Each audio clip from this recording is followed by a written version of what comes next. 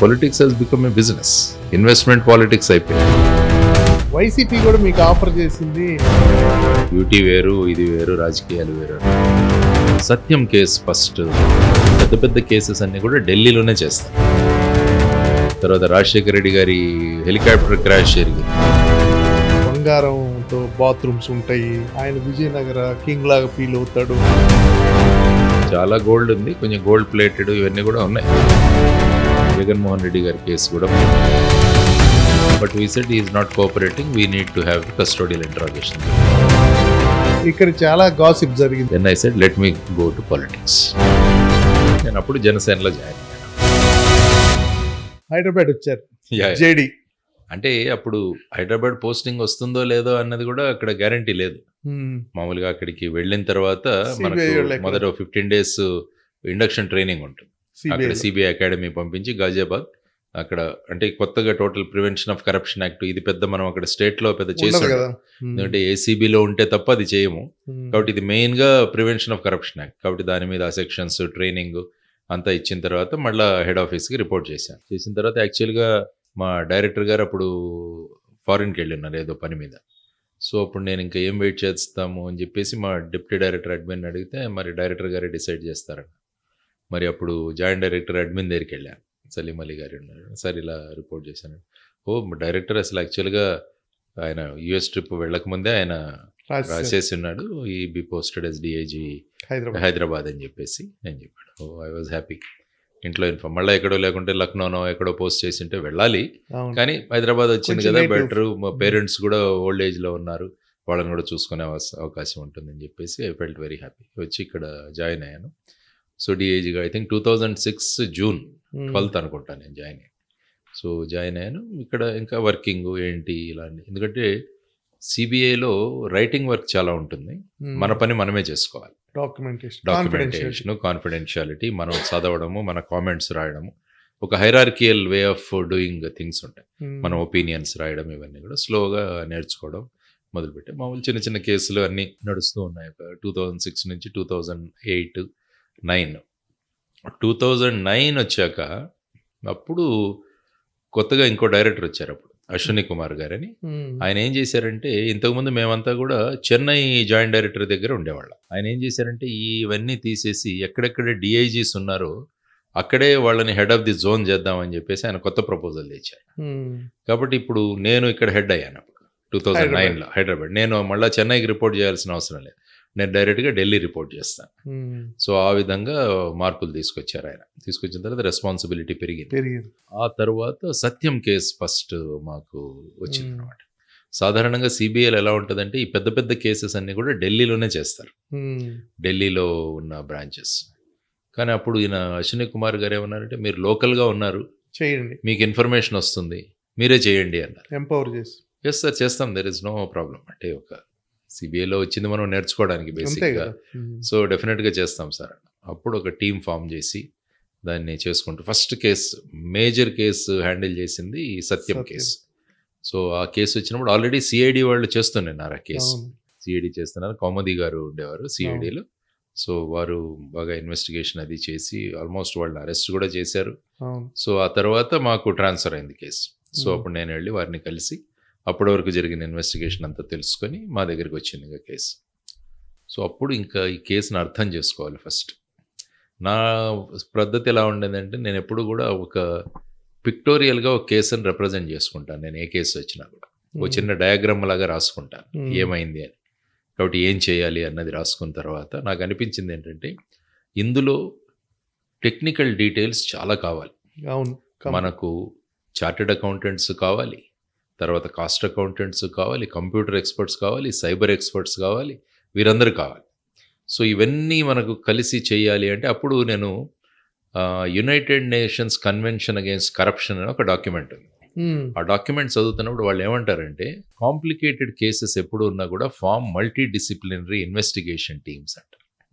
అంటే pick up people from various fields. అది నేను ఒక చిన్న నోట్ తయారు చేసి మా డైరెక్టర్ గారికి పంపించాను. సార్ ఇలా ఉంది, ఎందుకంటే ఇవన్నీ అక్కడి నుంచి వచ్చిన కేసులు కాబట్టి అప్రూవల్ తీసుకోవాలి. పంపించాను, ఇలా తీసుకోవాలనుకుంటున్నాను. So okay వెళ్ళిపోవన్నాడు.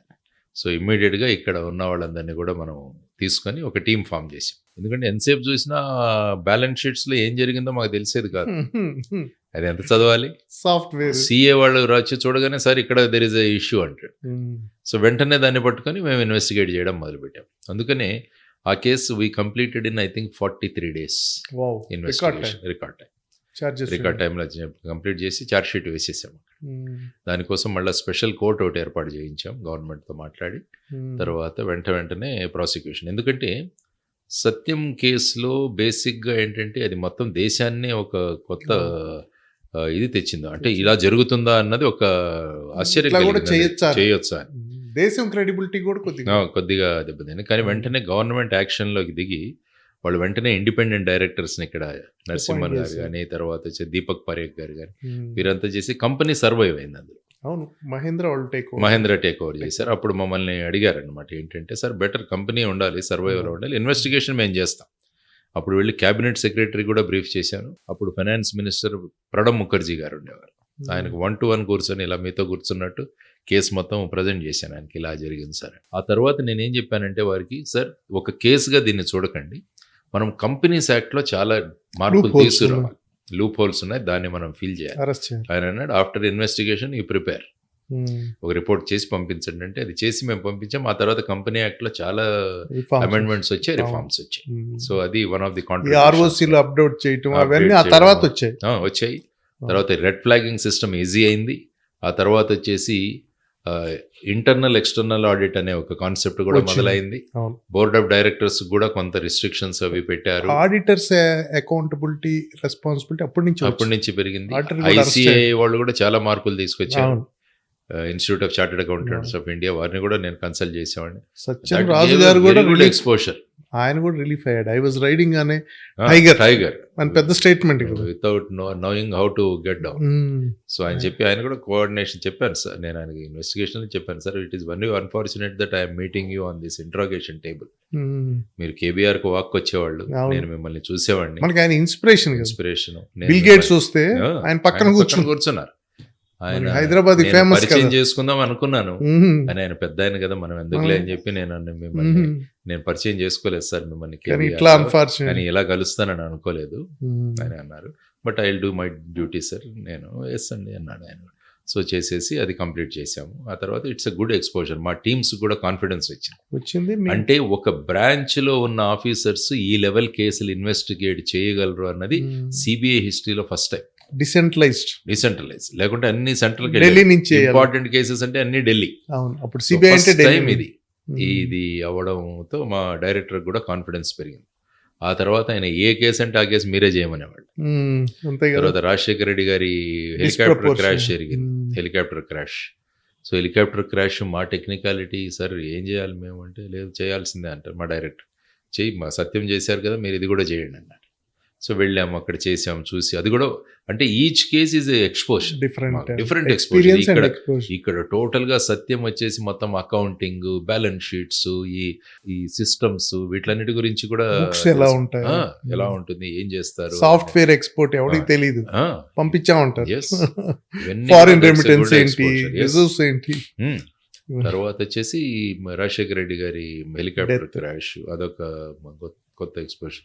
హెలికాప్టర్స్ వాళ్ళని కలిసి హెలికాప్టర్ కార్పొరేషన్ ఆఫ్ ఇండియా వాళ్ళని ఉందా అవన్నీ కూడా తీసుకురావాల్సింది. Everything has to be properly accounted. అది కూడా మంచి ఎక్స్పోజర్. అలా చేసుకుంటూ వెళుతుంటే ఇక ఒక్కొక్క కేసు రావడం మొదలు పెట్టాయి మాకు. మీకు ఇండిపెండెంట్ గా వాళ్ళకి ట్రస్ట్ పెరిగి ఇస్తున్నారు. మీరే చేయండి. ఇంకా అప్పుడు ఆయన అశ్విని కుమార్ గారు ఉన్నప్పుడు ఇంకా బ్రాంచెస్ చేయాలి. మేము మళ్ళీ ఢిల్లీ కేసు తీసుకోం, మేము బ్రాంచెస్ ని ఎంపవర్ చేయడం మొదలు పెట్టారు. మంచిది కదా సార్. ఓబులాపురం మైనింగ్ తర్వాత ఓబులాపురం మైనింగ్ కేసు మళ్ళీ హైకోర్టు నుంచి వచ్చింది. మరి దీన్ని ఎలా చేయాలి, మళ్ళీ నా ఒరిజినల్ సిస్టమ్ పిక్టోరియల్ రిప్రజెంటేషన్ ఏం జరిగింది ఏంటి. నాకు ఇంకోటి ఏంటంటే ఫీల్డ్కి వెళ్ళేవాడిని నేను, ఎందుకంటే మహారాష్ట్రలో మాకు ఎప్పుడు కూడా ఫీల్డ్కి వెళ్ళడం అన్నది చాలా అలవాటు.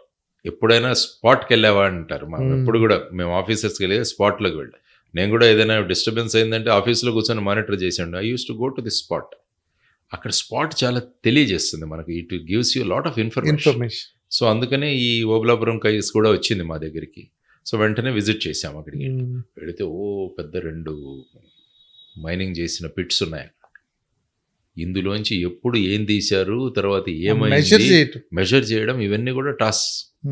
కానీ ఫార్చునేట్గా ఏంటంటే ఇంటర్నెట్ ఇవి ఉండడం వల్ల కొద్దిగా నేను సర్చింగ్లు అవి చేసేవాడిని. చేసిన తర్వాత అది చదువుతుంటే నాకు సాటిలైట్ ఇమేజరీస్ ఉంటాయి అన్నది ఒకటి తెలిసి. అంటే సాటిలైట్స్ పీరియాడికల్గా ఫోటోగ్రాఫ్స్ తీసి పెడతారు. అప్పుడు IRS సాటిలైట్ ఉండేది. మనము అప్పుడు ఇమీడియట్గా NRSCకి వెళ్ళాను, నేషనల్ రిమోట్ సెన్సింగ్ ఏజెన్సీ. వెళ్ళి వాళ్ళని అడిగాను, ఇలా ఉన్నాయి, ఇవి లాటిట్యూడ్ లాంగిట్యూడ్, ఇక్కడ మాకు మ్యాప్స్ కావాలి అంటే తీశారు వాళ్ళు. రిజల్యూషన్ చాలా తక్కువ పూర్గా ఉండేది ఇక్కడ. అప్పుడు మళ్ళీ వాళ్ళని సజెస్ట్ చేశారు, మరి ఎలా ఉంటుందంటే US వాళ్ళు ఒక 24 శాటిలైట్స్ ఉన్నాయి వాళ్ళవి, ప్రైవేట్ శాటిలైట్స్, వాళ్ళు కూడా తీస్తుంటారు, అవి రెజల్యూషన్ చాలా బాగుంటుంది, అవి తీసుకోండి అంటే మళ్ళీ పర్మిషన్ తీసుకొని అక్కడ కస్టమ్స్ డ్యూటీ అవి కట్టి అక్కడి నుంచి తెప్పించాం. తెప్పించిన తర్వాత ఆ రిజల్యూషన్స్ బ్రహ్మాండంగా తెలిసాయి మనకు. So with time how the mining progressed అన్నది మనకు తెలిసి, అది పెద్ద అదే కదా, ఎలా ఇల్లీగల్ మైనింగ్ చేశారు అనేది ఈ అటవీ తర్వాత వచ్చేసి ఎంత క్వాంటిటీ తీశారన్నది మళ్ళీ సింగరేణి కాలరీస్ వాళ్ళని కనుక్కొని వాళ్ళ టీం ఇచ్చారు మాకు. ఇచ్చిన తర్వాత వారి ద్వారా మెజర్మెంట్ చేసాం, మొత్తం ఎంత అయింది, ఎంత how much of illegal mining done, ఎంత వాట్ ఈస్ ది లాస్ అన్నది క్యాలిక్యులేట్ చేసి అదొక చార్ట్ షీట్. పోర్ట్ లో కూడా తీసుకున్నారట కదా, ఎంత పోర్ట్ లో కూడా తీసుకున్నారు. పోర్ట్ కృష్ణపట్నం పోర్ట్కి వెళ్ళాము, ఎంత వెళ్ళింది, అక్కడి నుంచి ఎక్స్పోర్ట్స్ అవన్నీ. It's big exercise. ఇవన్నీ జరుగుతుంటే ఏమవుతుందంటే మాకు పెద్ద పెద్ద అడ్వకేట్లు వచ్చేవాళ్ళు ఢిల్లీ నుంచి, వీళ్ళందరూ ఎంప్లాయ్ చేసుకునేవాళ్ళుగా. వీళ్ళు ఎంప్లాయ్ చేసుకుని వాళ్ళతో ఫైటింగ్. నేను నా పబ్లిక్ ప్రాసిక్యూటర్ వస్తే ఇక్కడ ఫైట్ చేయాలి, ఈ టీముని తీసుకుని రామ్ జైత్పాల్ అనేది ఎదుర్కోవాలి. ఉదయ్ లలిత్ గారు వచ్చారు ఒకసారి, సుశీల్ కుమార్ అనే ఆయన వచ్చేవారు, తర్వాత ఇంకా రకరకాలుగా అందరూ వచ్చేవాడు. You name the advocate in India, మా కేసుల్లో వాళ్ళు represent the other side. So వీళ్ళని ఇలా చేసుకున్నాడు. వీళ్ళు ఎలా ఉంటారంటే ఢిల్లీ నుంచి వచ్చే అడ్వకేట్లు జడ్జిలను వాళ్ళు ఎలాగ ఇన్ఫ్లుయెన్స్ చేయాలో ట్రై చేస్తుంటారు. సుప్రీంకోర్టులో ఉంటారు వాళ్ళు, అక్కడ ఆర్గ్యుమెంట్స్ చేస్తారు కదా. మేము ఒక కేసులో ఒక కేసులో ఆర్గ్యూ చేస్తున్నాం, ఇక్కడ బాగా బ్రహ్మాండంగా ఆర్గ్యుమెంట్స్ అయ్యాయి, మేము కూడా చేసాం. ఆ సుప్రీంకోర్టు అడ్వకేట్ వచ్చేసి, milord I want to tell a story అన్నాడు. మా జడ్జి గారు ఉండి, చెప్పండి ఏం పర్లేదు అన్నాడు. యు టెల్ అన్నాడు. ఆయన స్టోరీ చెప్పడం మొదలుపెట్టాడు. సార్, ఒక రెయినీ సీజన్, ఫ్లైట్ వెళ్తోంది, మేఘాల్లో వెళ్తోంది, టర్బులెన్స్ మొదలైంది, అందరూ భయపడిపోయారు. టర్బులెన్స్, ఇంకా విమానం పడిపోతుందేమో అనుకుని అందరూ అడవడం మొదలుపెట్టారు. ఒక చిన్న అమ్మాయి బొమ్మలతో ఆడుకుంటుంది. ఓ 15 minutes తర్వాత టర్బులెన్స్ అంతా వెళ్ళిపోయింది, అందరూ ప్రశాంతంగా ఉన్నారు. అప్పుడు వాళ్ళందరికీ ఆశ్చర్యమైంది, మేము ఇంత సార్లు మేము ట్రావెల్ చేసిన వాళ్ళం, ఈ 6-year-old అమ్మాయి కూర్చొని ఆడుకుంటుంది బ్రహ్మాండంగా. వెళ్ళి వాళ్ళందరూ అడిగారు, నీకు భయం పుట్టలేదా అని. ఆ అమ్మాయి ఏం చెప్తుందంటే, ఈ ఫ్లైట్ పైలట్ మా నాన్న, మా నాన్నగారు ఎంత చక్కగా విమానం నడుపుతారో నాకు తెలుసు, ట్రస్ట్, కాబట్టి నా భయం లేదు. సో ఆ అమ్మాయికి వాళ్ళ ఫాదర్ యొక్క ఎఫిషియన్సీ మీద అంత confidence. Sir, milord, we also have so much of confidence in you అన్నాడు. మొత్తం కోర్ట్ హాల్ సైలెంట్. మా ప్రాసిక్యూటర్లు వచ్చి నా చెవులు మొదలు పెట్టారు, సార్ మనం అంతా బాగా చేసాం కానీ ఈ కథ వల్ల ఏమన్నా అటు వెళ్ళిపోతాడేమో. సో అప్పుడు నేను అడిగాను మా వాళ్ళని, మీకేమైనా కథ తెలుసా చెప్దాం మనం ప్యారలల్గా అంటే, సరే ఏం గుర్తు రావట్లేదు. అప్పుడు నేను నిలబడి జడ్జి గారితో అన్నాను, సార్ మామూలుగా మీకు ఆ సైడ్ వాళ్ళకి ఇస్తే మాకు కూడా ఒక ఛాన్స్ ఇవ్వాలి, కానీ అతను చెప్పింది కథ. నాకు తెలుసు కోర్టులో ఆర్గ్యుమెంట్స్ అడ్వకేట్లే ఇవ్వాలి, కథలు ఎవరైనా చెప్పొచ్చు. కాబట్టి ఆ జాయింట్ డైరెక్టర్ CBIగా నాకు ఈ అవకాశం ఇవ్వండి, కథ చెప్పండి అన్నాడు. చెప్పండి అన్నాడు ఆయన కూడా నవ్వుతూ. సో నేను ఈ కథ మొదలు పెట్టాను. సుప్రీంకోర్టు ఇక్కడే CBI కోర్ట్, మా కోర్ట్. సో లేచి, సార్ రాజస్థాన్లో ఒక విలేజ్ ఉంది, ఆ విలేజ్లో 3 సంవత్సరాల నుంచి వర్షం లేదు. ఆ విలేజర్స్ అంతా కూడా ఒకరోజు రాత్రి నిర్ణయించుకొని రేపు పొద్దున గుడి దగ్గరికి వెళ్ళి మనం అందరం కూడా భగవంతుడిని ప్రార్థిద్దాం, మాకు వర్షం ఇవ్వు అని చెప్పేసి. సో మరుసటి రోజు అందరూ 300 మంది గుడి దగ్గరికి వచ్చి నిలబడతారు. ఓ చిన్న పిల్లడు గొడుగు తీసుకొస్తాడు సార్. అక్కడ అందరు నవ్వుతారు, అరే 3 సంవత్సరాల నుంచి మనకు వర్షం లేదు, నువ్వేంట్రా గొడుగు తెచ్చావు అంటే, వాడు అంటాడు, మనం 300 మంది ఇంత భక్తితో మనం గనక దేవుడిని ప్రార్థిస్తే దేవుడు ఖచ్చితంగా మనకు వర్షాన్ని ఇస్తాడు, కాబట్టి అందుకనే నేను గొడుగు తెచ్చాను. నాకు అంత నమ్మకము, విశ్వాసము దేవుడింది. మిలాడ్, మీ మీద కూడా మాకు అంత విశ్వాసం ఉంది. కౌంటర్ కథ చెప్పాం, చాలా బాగా చెప్పారు. కౌంటర్ కథ చెప్పాను, ఎందుకంటే ఇక్కడ బ్యాలెన్స్ చేయాలి కదా, అంతే కదా, చేయాలి కదా. మా సైడే వచ్చింది నిర్ణయం. అంటే ఇలాంటివి రకరకాలుగా ఉంటాయి అసలు. ఈ కోర్టులు, తర్వాత ఈ హైకోర్టులు, సుప్రీం కోర్టుల వరకు వెళ్ళడం, ఇవన్నీ లీగల్ బ్యాటిల్ పక్క ఉంటుంది, యాక్చువల్ ఇన్వెస్టిగేషన్. ఈ లా మీద నాకు బాగా ఇంట్రెస్ట్. ఈవెన్ మహారాష్ట్రలో ఉన్నప్పుడు కూడా లా బాగా చదివేవాడిని. నేను కూడా కోర్టులోకి వెళ్ళి ఆర్గ్యుమెంట్స్ వినేవాడిని. జడ్జెస్ ముందు నేను కూడా కొన్ని పాయింట్స్ అవి చెప్తూ ఉండేవాడిని. ఎందుకంటే అది చాలా ఇంపార్టెంట్. కాబట్టి ఇది సిబిఐలో చాలా హెల్ప్ అయింది నాకు. సో కోర్టుకు ఫ్రీక్వెంట్గా వెళ్తుండేవాడిని. ఎందుకంటే అది మా ప్రాసిక్యూటర్స్ కూడా కాన్ఫిడెన్స్ ఇస్తుంది.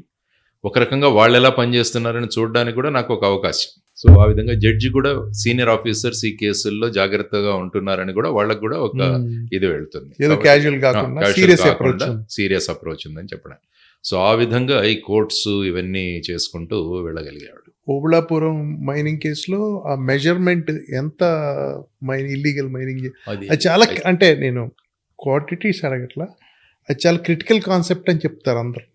అది చాలా మెజర్ చేయడం మేము ఇంతే చేసామని వాళ్ళు అంటే కాదు, ఇంత చేశారని ఎస్టాబ్లిష్ చేయడం. అసలు టోటల్ గా ఈ సాటిలైట్ ఇమేజరీస్ తో మైనింగ్ ఎలా జరిగిందన్నది ఒకటైతే, క్వాంటిటీ ఎంత అన్నదానికి వీళ్ళు టోటల్ స్టేషన్ సిస్టమ్స్ పెట్టి సింగరేణి చాలా వరకు సర్వే చేసి అవన్నీ కూడా వాళ్ళు చేశారు.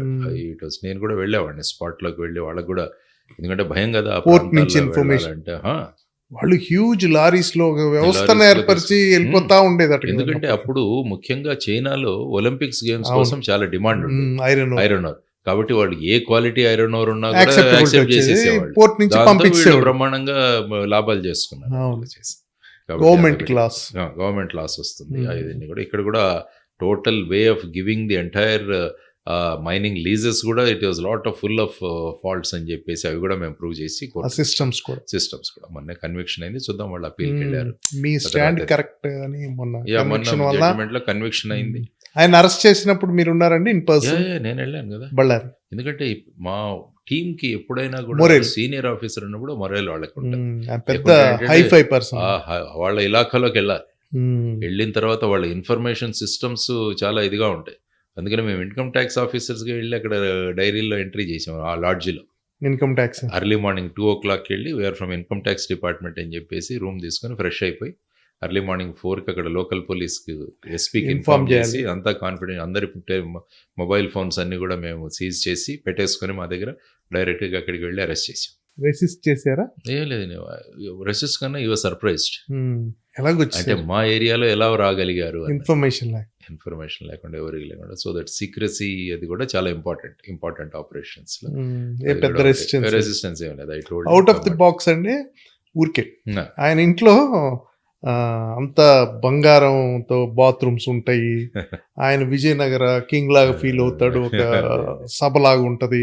ఆయనకు సింహాసనం, గోల్డ్ అయితే ఉన్నది. నిజం అండి, ఇదంతా చాలా గోల్డ్ ఉంది. కొంచెం గోల్డ్ ప్లేటెడ్ ఇవన్నీ కూడా ఉంటాయి విషయాలు.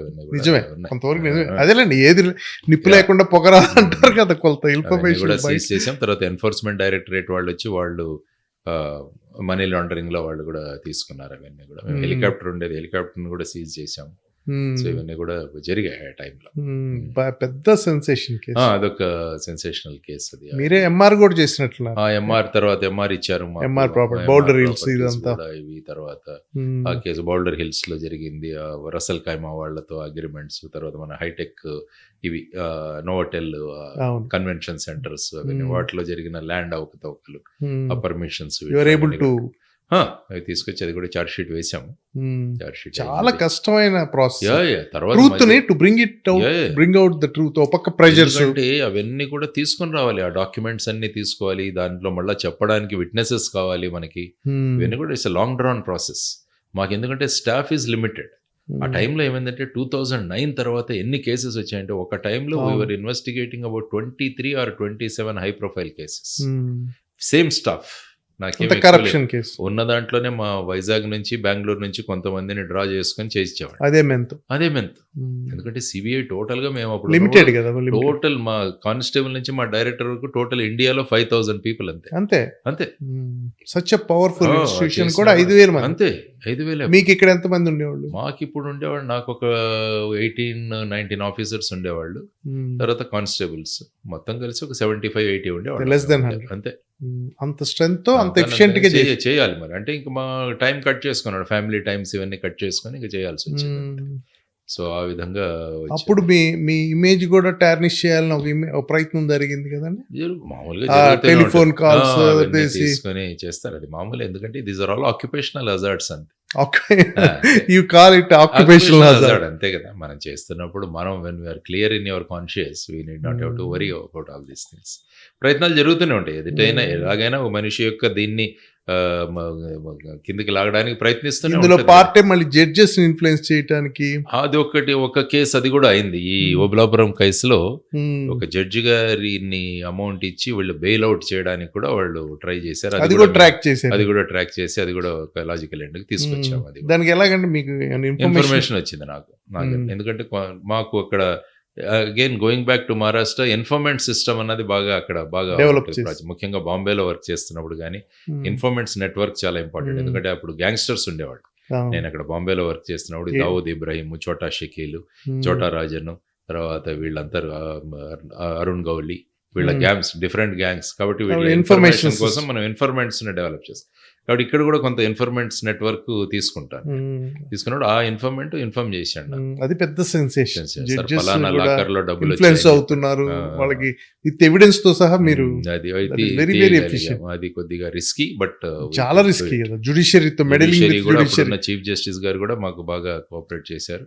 Ever is involved you go head, need not have to worry అని చెప్పి ఆయన కాన్ఫిడెన్స్ ఇచ్చారు. మదన్ లోకూర్ గారు ఉండేవారు చీఫ్ జస్టిస్ గా. ఆయన హీ సపోర్టెడ్ అస్. తర్వాత డిస్ప్రపోర్షనేట్ అసెట్స్ కేసు, ఆ తర్వాత వచ్చేసి జగన్మోహన్ రెడ్డి గారి కేసు కూడా మాకు హైకోర్టు ఇవ్వడం జరిగింది. అది ఆల్మోస్ట్ 1 year కోర్టులోనే ఆర్గ్యుమెంట్స్ జరిగిన తర్వాత మమ్మల్ని ఒక ప్రిలిమినరీ ఎంక్వైరీ చేయమన్నారు. ప్రిలిమినరీ ఎంక్వైరీ చేసి రిపోర్ట్ ఇచ్చిన తర్వాత దీనిలో రెగ్యులర్ కేసు రిజిస్టర్ చేసి ఇన్వెస్టిగేట్ చేయమని హైకోర్టు ఆర్డర్ ఇచ్చింది. అంతా చేసాము. చేసి వీ కండక్టెడ్ ఇన్వెస్టిగేషన్స్. కోఆపరేట్ చేశారండి జగన్మోహన్ రెడ్డి గారు? వచ్చారు. ఆయన వచ్చినప్పుడు బాగా అప్పుడు మంచి రైజ్ లో ఉన్నారు కదా, పాపులర్ గా ఊదారు బాగా. మేము వచ్చినప్పుడు అడిగాము దీనికి ఇలా జరిగింది అని డాక్యుమెంట్స్ చూపించాను. ఎందుకంటే సిబిఐలో most of the cases are with evidence అది చూపించారు. అది తెలియదు. ఆయన సాయిరెడ్డి గారు సైన్ చేయమన్నారు కాబట్టి నేను చేశానని ఆయన అదే చెప్పేవారు ఎప్పుడు. సో ఆ విధంగా చేసుకుంటూ వాటిలో ఉన్న ఇతర ఎవిడెన్స్ అవన్నీ కలెక్ట్ చేసి మేము చార్జ్ షీట్. అంతేగాని ఆయన రెసిస్ట్ చేయలేదు. ఆయన ఏం రెసిస్ట్ చేయలేదు. ఆయన అడిగే క్వశ్చన్స్ కి ఆయనకు తెలిసినంత వరకు చెప్పేవారు. లేకుంటే నాకు ఇది తెలియదన్న, ఇది ఇలా. అరెస్ట్ కి రెసిస్ట్ చేశారండి? అరెస్ట్ కు ఆ రోజు బాగా టెన్స్డ్ కదా బయట. విజయమ్మ గారు వాళ్ళ సిస్టర్స్ తర్వాత లోపల విజయమ్మ గారు గెస్ట్ హౌస్ దగ్గర దిల్కుష్ దగ్గర ఇచ్చి వాడు రాస్తారు ఒక అది చేశారు, రోడ్ బ్లాక్ అది పెట్టారు.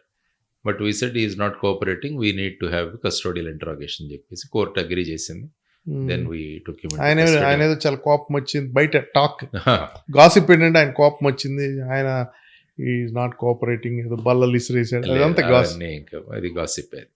అలాగే ఆయన మామూలుగానే సరెండెడ్. ఆయన రోజు అక్కడి నుంచి వచ్చేవారు. ఇక్కడ చేసిన తర్వాత మళ్ళీ ఈవినింగ్ అంతా అక్కడికి తీసుకెళ్ళిపోవాలి, మా కస్టడీ కాకుండా. ఆ విధంగా కోర్టు ఆర్డర్ వచ్చింది. సో కోర్టు ఆర్డర్ ప్రకారం మేము ఇంట్రాగేట్ చేయడం, పంపించడం, మళ్ళీ మార్నింగ్ తీసుకురావడం, ఇంట్రాగేట్ చేయడం, పంపించడం, ఆ విధంగా చేసుకుంటూ వెళ్ళాం. ఓకే. తర్వాత ఇప్పుడు నిద్రపడ్డారా ఆయన సీఎం? ఆయన ఒక్కసారి నేను ఇక్కడ ఎయిర్పోర్ట్ లో ఒకసారి ఎదురుపడ్డాను. నేను లౌంజ్ లో కూర్చున్నాను, వారు కూడా వచ్చారు, ఎక్స్చేంజ్ నమస్కారం అంతకన్నా డిశ్చార్జింగ్ అవర్ డ్యూటీస్. అంతే కదా. పర్సనల్ ఏముంటది? పర్సనల్ గా మనకేముంటుందండి, ఏదో మీడియా వాళ్ళు అది ఇది గాసిప్ రాయటమే కానీ పర్సనల్ గా we don't have any enmity. మనం ఎఫిషియెంట్ గా మీ పని మీరు చేశారు, just like any case. That's what I always say. కొంత బయట ఏదో కలర్ ఇచ్చి అది పర్సనల్ మీడియా హైప్స్ ఇవన్నీ చాలా ఎక్కువ. ప్రెషర్ ఫీల్ అయ్యారా? ఏం లేదండి, మీరు అసలు ప్రెషర్ ఏమి ఎప్పుడు ఫీల్ అవ్వాలి. పెద్ద హై ప్రొఫైల్ కేసు కదా. రాజశేఖర రెడ్డి గారు అబ్బాయి మంచి పబ్లిక్ లో రైజ్ లో ఉన్నాడు, సీఎం అవుతాడు. మనకు మన మీద కాన్ఫిడెన్స్ పెట్టి హైకోర్టు ఇచ్చింది. సో హైకోర్టుకి మనం పని చేయాలి, ఆ దీంట్లోనే చేసేవాళ్ళం. There is no personal or any this thing. ఆయన కూడా హంబుల్ గానే కోఆపరేట్ చేశాడు, వెరీ కోఆపరేటివ్. బయట డిఫరెంట్ గా ఉందండి. లేదు, ఆయన తెలిసినంత వరకు చెప్పేవారు, లేకుంటే వారు చార్టెడ్ అకౌంటెంట్స్ వీళ్ళు చెప్పారు, నేను సంతకాలు పెట్టారని నేను చెప్పాను. అంతే కదా. గ్రేట్. అదొక సెన్సేషన్. మధ్యలో ఈ రైల్వే రిక్రూట్మెంట్ బోర్డు అనేది ఒక కేసు మిస్ అయింది. యాక్చువల్ గా ఏంటంటే ఆర్ఆర్బి ఉంటుంది, ఆర్ఆర్బి కొంత ఏరియాస్ ఒక్కొక్క ఆర్ఆర్బి ఉంటుంది. ఇక్కడ ఈ ఏరియా సికింద్రాబాద్ ఆర్ఆర్బి, మనకు ముంబై ఆర్ఆర్బి చైర్మన్ ఉండేవాడు. వాళ్ళు ఏంటంటే ఒక క్వశ్చన్ పేపర్ లీక్ చేసి చాలా మందికి ట్రైనింగ్ ఇచ్చి ఉమ్. వాళ్ళతో వాళ్ళకి రాయించి కావాల్సిన వాళ్ళకి సో అదొక పెద్ద ఆపరేషన్ చేసాం దాంట్లో. ఉమ్. ఆపరేషన్ చేసి రైల్వే రిక్రూట్మెంట్ బోర్డు చైర్మన్ని, తర్వాత ఇక్కడ ఒక ఏడిఆర్ఎంని, ఉమ్. చాలా మందిని అరెస్ట్ చేశాం. ఓ. వాళ్ళందరికీ 7 years కన్విక్షన్ పడింది, ఉమ్. అందరికీ శిక్ష పడింది వాళ్ళందరికీ కూడా. ఉమ్. అది కూడా Offences చాలా against మెటికులస్ గా society కూడా. తీసాము. ఉమ్. వీళ్ళందరినీ తీసుకొని షోలాపూర్లో, గోవాలో ఇక్కడంతా ట్రైనింగ్స్ ఇచ్చారు. అక్కడ వాళ్ళు తీసుకున్న ఈ Rooms. Guest houses, rooms, evidence అంతా కలెక్ట్ చేసి ఇవన్నీ కలెక్ట్ చేసాం. ఓ పెద్ద ఎక్సైజ్. అంటే అదే చెప్తున్నాను కదా, ఒకప్పుడు సుమారుగా 23 నుంచి 27 కేసులు మా Handle దీంట్లో చేయాలి. హ్యాండింగ్, ఇవన్నీ హై ప్రొఫైల్ కేసెస్. మీకు limited resources resources Less than 100 people. చూసుకోవాలి. హైకోర్టు, సుప్రీం మళ్ళీ ఒక కోర్టు, పక్క లీగల్ ఇవన్నీ కూడా బ్యాటిల్స్, లీగల్ బ్యాటిల్స్, ఇవన్నీ కూడా. తర్వాత గవర్నమెంట్ కి రిపోర్ట్స్ ఏమైనా ఇవ్వడం, మా బయట seniors కి ఎక్స్టర్నల్ report ప్రెషర్స్, పంపించడం. Media pressures. ఇవన్నీ కూడా నడుస్తుండేవి. But in the end of it we could learn a lot. అంతే కదా. ఇన్వెస్టిగేటర్ గా ఎందుకంటే మామూలుగా లా అండ్ ఆర్డర్ లో ఉన్నప్పుడు పెద్ద ఇన్వెస్టిగేషన్ కి అంత ప్రాధాన్యత ఉండదు, కానీ ఇందులో రావడం వల్ల ఇన్వెస్టిగేషన్ బాగా నేర్చుకున్నాము. తర్వాత మళ్ళీ నేను బ్యాక్ వెళ్ళిన తర్వాత కూడా నేను థానేలో జాయింట్ సిపిగా చేస్తున్నా, మా వాళ్ళ ఇన్వెస్టిగేషన్ ఎబిలిటీస్ పెంచడానికి కూడా చాలా ఈ టెక్నిక్స్ ఉపయోగపడింది. అని అక్కడ కూడా చాలా కాంప్లికేటెడ్ కేసెస్ అన్ని సాల్వ్ చేసాం. Most of the cases convictions అయ్యామన్న ప్రతిసారి వాళ్ళు పంపిస్తుంటారు నాకు, సరే ఈ కేసు కన్విక్ట్ అయింది, ఈ కేసు కన్విక్ట్ అయింది అని చెప్పేసి. ఇక్కడ నేర్చుకున్నది నాకు అక్కడ ఉపయోగపడింది బాగా. అంటే ఇక్కడ నుంచి జేడీగా మళ్ళీ మహారాష్ట్ర మహారాష్ట్ర వెళ్ళిపోయాను నేను 2013 జూన్. ఎందుకంటే మేము జాయిన్ అవుతున్నప్పుడే మా సిబిఐ ఆర్డర్లోనే ఎప్పుడు రిలీవ్ అవ్వాలని కూడా ఉంటుంది, 7 ఏళ్ళు. From here to hear. నాకు మధ్యలో ప్రమోషన్ వచ్చింది, నేను డిఐజీగా జాయిన్ అయ్యాను, మధ్యలో IG. ఐజీగా ప్రమోషన్ వచ్చింది కాబట్టి ఇంకో 2 years ఎక్స్ట్రా వచ్చింది. ఓకే. అదర్వైజ్ డిఐజీగా ఉంటే నేను 5 yearsలో వెళ్ళిపోవాల్సి వచ్చేది.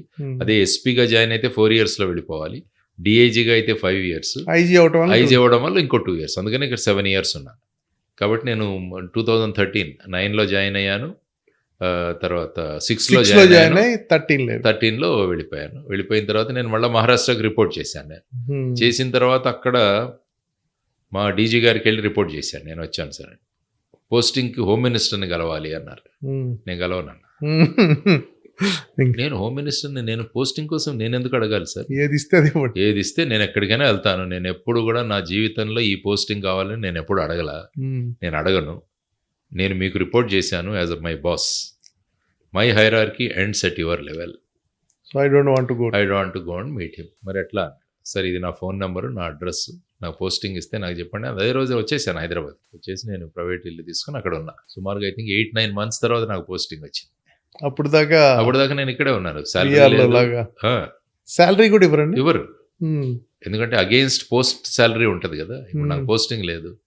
అప్పుడు ఏం చేశానంటే ఆ 8-9 నెలల్లో తెలంగాణ, ఆంధ్రప్రదేశ్లో ఉన్న మ్యాక్సిమం స్కూల్స్, కాలేజెస్ విజిట్ చేశాను. అట్లా గడిపారు. పిల్లలకి వెళ్ళడం, కలవడం, గ్రామాలకు వెళ్ళడం, వాళ్ళతో మాట్లాడడం, ఈ విధంగా 8-9 months చాలా కన్స్ట్రక్టివ్గా యూటిలైజ్ చేసుకున్నాను. నేను చేసుకున్న తర్వాత పోస్టింగ్ ఆర్డర్ వచ్చింది, వచ్చి జాయిన్ అయ్యాను. నేను మహారాష్ట్రలో థానేలో జాయింట్ సిపిగా ఇచ్చారు, జాయింట్ కమిషనర్. సర్వీస్ గా ఆ తర్వాత ఈ శాలరీ వచ్చింది నాకు. 8 months సర్వీస్ గ్యాప్ ఏం లేదు, ఇదేం గ్యాప్ ఇన్ సర్వీస్ అవ్వదు, నథింగ్ లైక్ నథింగ్ పనిష్మెంట్, ఇదేం కాదు. ఊరికే మీరు గ్యాప్ ఇవ్వలేదు పోస్టింగ్, నేను చేయలేదు. మళ్ళీ తర్వాత రెగ్యులరైజ్ చేశారు. ఆ శాలరీ 9 months ఒకసారి వచ్చింది. అది కూడా it's a good thing for us. So ఆ విధంగా చేసుకొని థానేలో జాయిన్ అయ్యాను. థానే అన్నది కూడా it's a very very sensitive and very challenging post. అంతే కదా. ఎందుకంటే అక్కడ చాలా ఇంపార్టెంట్ ప్లేసెస్ ఉన్నాయి. భివండి అనే ఒక ప్లేస్. భివండి అది చాలా గొడవలు, రైట్స్ అవన్నీ అవి. భివండి. ముంబ్రా అని ఇంకో ప్లేస్ ఉంది. తర్వాత అప్పుడు ఏంటంటే 1992 రైట్స్ అయిన తర్వాత చాలా మంది బాంబే వాళ్ళు వచ్చి అక్కడ సెటిల్ అయ్యారు, ముంబ్రా. తర్వాత వచ్చేసి కళ్యాణ్ మన స్టేషన్, తర్వాత వచ్చేసి దాదర్ కళ్యాణ్, అది మొదట్లో దాదర్ ముంబై థానే అన్నది ఫస్ట్ రైల్వే, భారతదేశంలో వేసిన ఫస్ట్ రైల్వే. తర్వాత అక్కడ ఉల్లాస్ నగర్ అని ఉంటుంది. తర్వాత వచ్చేసి డోంబివలి అనే ఒక ప్రాంతం ఉంటుంది. ఒక్కొక్క ప్రాంతంది ఒక్కొక్క కల్చర్. బయట నుంచి వచ్చిన వాళ్ళు చాలా మంది థానేలో సెటిల్ అయ్యారు. ఇండస్ట్రియల్ ఏరియా, అంబర్నాథ్ అని, ఇవన్నీ కూడా చాలా ఉన్నాయి. మిల్స్. సో ఆ విధంగా ఒక 5-6 చిన్న ఐలాండ్స్ లాగా అనిపించేది నాకు. ఒక్కొక్క ప్రాంతంలో ఒక్కొక్క culture. That is also a very challenging post. So అది కూడా 2 years ఉండింది. అక్కడ కూడా ఇన్వెస్టిగేషన్ స్కిల్స్ మా వాళ్ళకి పెంచి, వాళ్ళని కాన్ఫిడెన్స్లో తీసుకొని, తర్వాత ఇల్లీగల్ యాక్టివిటీస్ టోటల్గా స్టాప్ చేసి, ఇవన్నీ కూడా చేయగలిగాం. 2 years it was a good. అంటే ఇక్కడ నేర్చుకున్నది అక్కడ నేను ప్రాక్టికల్గా డిప్లాయ్ చేయడానికి థానే పోస్టింగ్ అన్నది చాలా ఉపయోగపడింది. ఆ తర్వాత of course I got promoted Additional DG. ఏడీజీగా ప్రమోట్ చేసి హెడ్ ఆఫీస్లో ఉండినాను. ఒక 2 years ఏడీజీ అడ్మినిస్ట్రేషన్ గాను ఒక 1 year తర్వాత ఏడీజీ ప్లానింగ్ అండ్ కోఆర్డినేషన్గా చేశాను. సో 2014లో జాయిన్ అయ్యాను. 16 వరకు ఇక్కడ ఉన్నాను థానేలో. 16 to 18 2 years అక్కడ ఏడీజీగా అక్కడ పోస్ట్ చేశాను.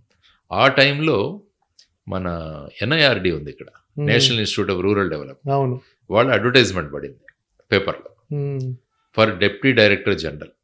వాళ్ళు ఇచ్చింది ఏంటంటే IAS IPS Indian forest service can apply అన్నాడు.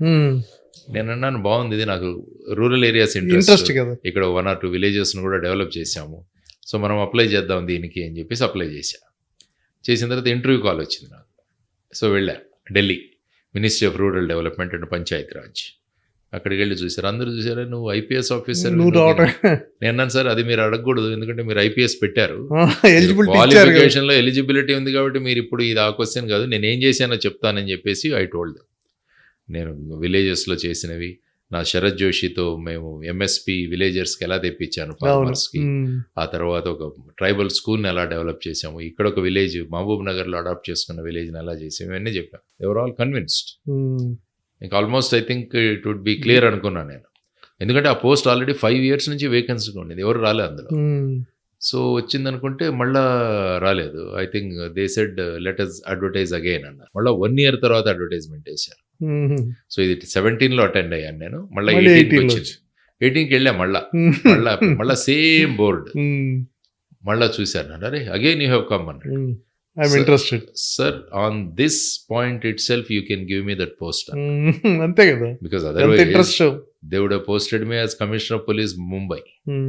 నేను ఇలాగే కంటిన్యూ అయితే I would have become DGP Maharashtra. Maharashtra is a big state. అవును కదా, తర్వాత సిపి బాంబే అంటే అది police officer, they want to dream to be CP Bombay. ఇప్పుడు మనం ఈ రజనీకాంత్ సినిమా కూడా ఒకటి తీశారు, అందులో కూడా ఈ సిపి ముంబై. జనరల్ గా మీ పోలీస్ సినిమాల్లో కూడా ముంబై అది పవర్ఫుల్ పోస్ట్ అని చూపిస్తుంటారు. అది నేను ఎలిజిబుల్, నేను అవ్వచ్చు అది, కానీ అది వదులుకొని నేను ఒక రూరల్ డెవలప్మెంట్ చేయడానికి వస్తున్నాను, మరి నువ్వు హైదరాబాద్ కాబట్టి వస్తున్నావు అన్నారు. నేను చెప్పాను సార్ మీది గౌహతిలోనో షిల్లాంగ్లోనో మీది ఒక ఉంది, నన్ను అక్కడ పోస్ట్ చేయండి, నేను అక్కడ కూర్చుంటా. ఎందుకంటే ఈ మధ్యకాలంలో నేను ఏం చేశానంటే పిహెచ్డికి రిజిస్టర్ చేసుకున్నాను బాంబే యూనివర్సిటీలో టు స్టడీ మోడల్ విలేజెస్. అంటే భారతదేశంలో 6,12,000 గ్రామాలు ఉంటే అందులో కొన్ని గ్రామాలు ఆదర్శ గ్రామాలు. మా మహారాష్ట్రలో తీసుకుంటే రాళేగావ్ సిద్ధి, అన్నా హజారే గారు, ఇంకోటి హివరే బజార్, పోపట్రావు పవార్. ఇక్కడికి వస్తే మనకు ములకనూరు తెలంగాణలో, గంగిదేవిపల్లి. అటు ఆంధ్రప్రదేశ్కి వెళ్తే చిన్నమిరం, వెంప, ఈ గ్రామాలు ఆదర్శ గ్రామాలు. సో ఇలాంటి గ్రామాలు స్టడీ చేసి గ్రామాలను ఆదర్శ గ్రామాలంటే ఏం చేయాలి అన్నది నా ప్రాజెక్ట్. ఆల్మోస్ట్ ఇంకా కంప్లీట్ అవుతుంది ఇప్పుడు. సో నేను అది కూడా చేస్తున్నానండి. సో ఇవన్నీ ఇస్తే నాకు మళ్ళీ ఇవ్వాల పోస్టింగ్. నేను ఐ గాట్ డిస్కస్. ఒక ఇంట్రెస్ట్ ఉన్న వ్యక్తికి తన డిపార్ట్మెంట్ నుంచి బయటకు వచ్చి గ్రామాల కోసం పని చేస్తానంటే వీళ్ళు కేవలం యూనిఫామ్ ఉంది కాబట్టి నువ్వు చేయలేవు అన్న దాంట్లో నేను I did not like it. I said my uniform is coming in between. So let us quit అని అప్పుడు డిసైడ్ చేసుకున్నాను. ఈ యూనిఫామే మనకి ఇంప్లిమెంట్ అవుతుంది, వదిలేసి మనం గ్రామాల్లో పని చేద్దాం అని చెప్పేసి ఆ నిక్ ఆఫ్ ది మూమెంట్ లో ఐ లెఫ్ట్ ది సర్వీస్. అది నేను తీసుకున్న నిర్ణయం. It happen like that. NIRD post లో అట్లా, దానివల్ల నేను రిజైన్ చేశాను. I resign because of that. That is the triggering point. Yes, వచ్చేసాను నేను. Very interesting. వచ్చేసి 3 విలేజెస్ వచ్చి 8 నెలలు ఇక్కడ తిరిగాను, అన్ని గ్రామాల్లో తిరిగి రైతుల్ని కలిశాను, అందరినీ కలిశాను, అన్ని ఇష్యూస్ తెలుసుకున్నాను. ఆ తర్వాత ఏంటంటే ఈ వీటన్నిటికీ political solution is required. Politics లో ఎంటర్ అవుతే తప్ప దీనికి సొల్యూషన్ ఉండదన్న. అక్కడి నుంచి కనుక మంచి మార్పు తీసుకురాగలిగితే బ్రహ్మాండమైన అభివృద్ధి చేయొచ్చు అన్న కాన్సెప్ట్ తో then I said let me go to politics. అప్పుడే అన్నారు కొత్త పార్టీ పెడదాము, ఇలాంటివన్నీ కూడా చాలా డిస్కస్ చేసి ఇక్కడ చాలా గాసిప్ జరిగింది. పార్టీ పెడతారని పర్ముటేషన్స్ కొంతమంది ఆలోచించారు, కొంతమంది మమ్మల్ని కూడా అప్రోచ్ అయ్యారు, జారండి మీరు అని. అట్లా చాలా జరిగాయి. అప్పుడు ఆ టైంలో ఎలక్షన్స్ వచ్చేటప్పుడు నేను అప్పుడు జనసేనలో జాయిన్ అయ్యాను. ఈ మధ్యలో ఒక టాక్ వచ్చింది సార్, బీజేపీకి బీజేపీ మిమ్మల్ని తీసుకొని స్టేట్ లో ఇప్పుడు తమిళనాడులో ఆయన్ని అన్నామలైన అట్లా మిమ్మల్ని తీసుకొని ప్రాజెక్ట్ చేయాలని బీజేపీ అనుకుంటుందని బాగా వైట్ టాక్, ఇలా రకరకాలుగా వచ్చాయి టాక్స్ అయితే చాలా వచ్చాయి, నాట్ రియల్. అవేమి లేదు. సో అప్పుడు వచ్చేసి జీరో బడ్జెట్ పాలిటిక్స్ ఇవి. ఎందుకంటే నేను ఇంతకుముందు మహారాష్ట్రకి వెళ్ళకముందు 2 సార్లు పవన్ కళ్యాణ్ గారిని కలిశాను. ఆ టైంలో వారు కూడా ఇలాగ పొలిటికల్ దీంట్లో రావాలి, పబ్లిక్ లైఫ్ లో రావాలని అనుకుంటున్నారని నేను వెళ్ళి కలిశాను. కలిసి అప్పుడు డిస్కస్ చేశాం మేము, కొత్త పార్టీ తీసుకురావాలి అని ఆయన కూడా అన్నారు. అప్పుడే లాస్ట్ తర్వాత నేను అటు వెళ్ళిపోయాను. ఆయన 2014లో ఇక్కడ స్టార్ట్ చేశారు. ఆ టైంలో ఆయనకు మెసేజ్ కూడా పెట్టాను, కంగ్రాచులేటరీ మెసేజ్ కూడా పెట్టాను నేను. సో ఆ విధంగా వచ్చి ఇక్కడ వారు అన్నారు ఇంకా వచ్చేయండి పార్టీలోకి, యూ కెన్ కమ్ అన్నారు. ఓకే అండి వస్తానని చెప్పేసి 19లో వచ్చినప్పుడు అప్పుడు కాకినాడ ఆర్ విశాఖపట్నం కంటెస్ట్ చేయమన్నారు. మీ ఇష్టం అండి, మీరు చెప్తే అది నేను చేస్తానంటే వారు ఒక 2 రోజుల్లో విశాఖపట్నం చేయండి అని చెప్పారు. ఓకే. సో ఆ విధంగా విశాఖపట్నంలో నేను జనసేన ఎంపీ క్యాండిడేట్ గా కంటెస్ట్ చేయడం సబ్స్టాన్షియల్ బాగా వచ్చిందండి, బాగా వచ్చింది. 2,86,754 ఓట్స్ అనుకుంటా, హ్యూజ్ బాగా రెస్పాండ్ అయ్యారు. నేను కూడా గాజువాకలో అక్కడ వర్క్ చేస్తా ఉండేవాడిని, బాగా విన్నాను. బాగా ప్రజల్లో మా రిలేటివ్ మీరు చూసుకుంటే యాక్సిస్ వాళ్ళు ఇచ్చిన ఇండియా టుడే యాక్సిస్ దీంట్లో మనం గెలుస్తాం. వైజాగ్ లోక్సభకి వాళ్ళు చాలా మంది వాళ్ళు కూడా పెట్టారు. నేను తిరుగుతుండేవాడిని, నేను కూడా జనసేనలో వర్క్ చేస్తా. వారు గాజువాక అండ్ భీమవరం కూడా వారు పవన్ కళ్యాణ్ గారు గెలుస్తారు అన్నట్టుగా వాళ్ళ కూడా వచ్చింది. మీరు గెలుస్తారని బాగా, మీదిను గాజువాక గెలుస్తారని బాగా వచ్చింది. బాగా అంటే జనసేన ఎంత క్రేజ్గా ఉండేదంటే మీరంటే, అంటే మా కజిన్ ఒక అమ్మాయి హిందూ అని, తను అమెరికాలో. అసలు దిలీప్, నేను వైజాగ్లో తిరుగుతున్నా కదా, దిలీప్ మేము వస్తాం ఒక్కసారి మాకు జేడీ గారిని పరిచయం చేస్తావా, అట్లా అంత క్రేజ్గా ఉండేది. అంటే చాలా మంచి పేరు తెచ్చుకున్నారు మీ స్పీచెస్, ద వే మీరు పార్టీ ప్లాట్ఫామ్ కూడా పాజిటివ్ గా, పవన్ కళ్యాణ్ గారు కూడా యు మేడ్ దట్ ఆయన క్యాంపెయినింగ్ అవి కూడా ఇంపాక్ట్ బాగా క్రియేట్ చేశారు. మంచి ఒక మూమెంట్. వైజాగ్ ఇది ఆల్సో కొంచెం చైతన్యవంతమైన. ఈ రోజు కూడా మీకు ఆ వైజాగ్, నేను మొన్న కూడా అనకాపల్లి అక్కడ తిరిగాను కదండి, మీకు అది ఉంది. ప్రజలకు ఇంకో విష్ఫుల్ థాట్ కూడా ఉందండి, మీరు ఇంకా జనసేనలోనే కంటిన్యూ అవ్వాలి, మీరు ఆయనతోనే ఉండాలి, మీ ఇద్దరు కలిసి ట్రావెల్ చేయాలి అనేది చాలా చోట్ల వింటుంటారు, మా కుర్రోళ్ళంతా కూడా ఎక్కువ చెప్తుంటారు. జన సైనికులు, వీర మహిళలు వీళ్ళంతా ఎక్కడండి ఎందుకు వై యూ కేమ్ అవుట్ అంటే ఏమైందంటే తర్వాత రిజల్ట్స్ వచ్చిన తర్వాత వారు కూడా రివ్యూ మీటింగ్స్ అవి తీసుకున్నారు. మనం ఏం చేయాలి అనుకున్నాము, పార్టీని బలోపేతం చేద్దాము అని అనుకున్నాము. అంతా జరిగిన తర్వాత వారు మళ్ళీ నేను సినిమాల్లోకి వెళ్తాను అని స్టేట్మెంట్ వచ్చింది.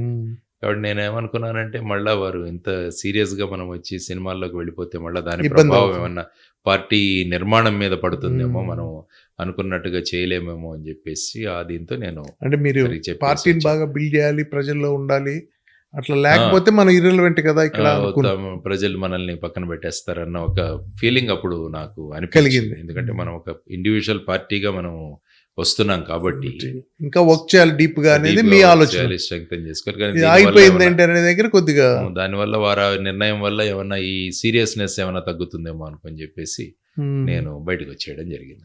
19లో నేను 24లో వైసీపీ కూడా మీకు ఆఫర్ చేసింది.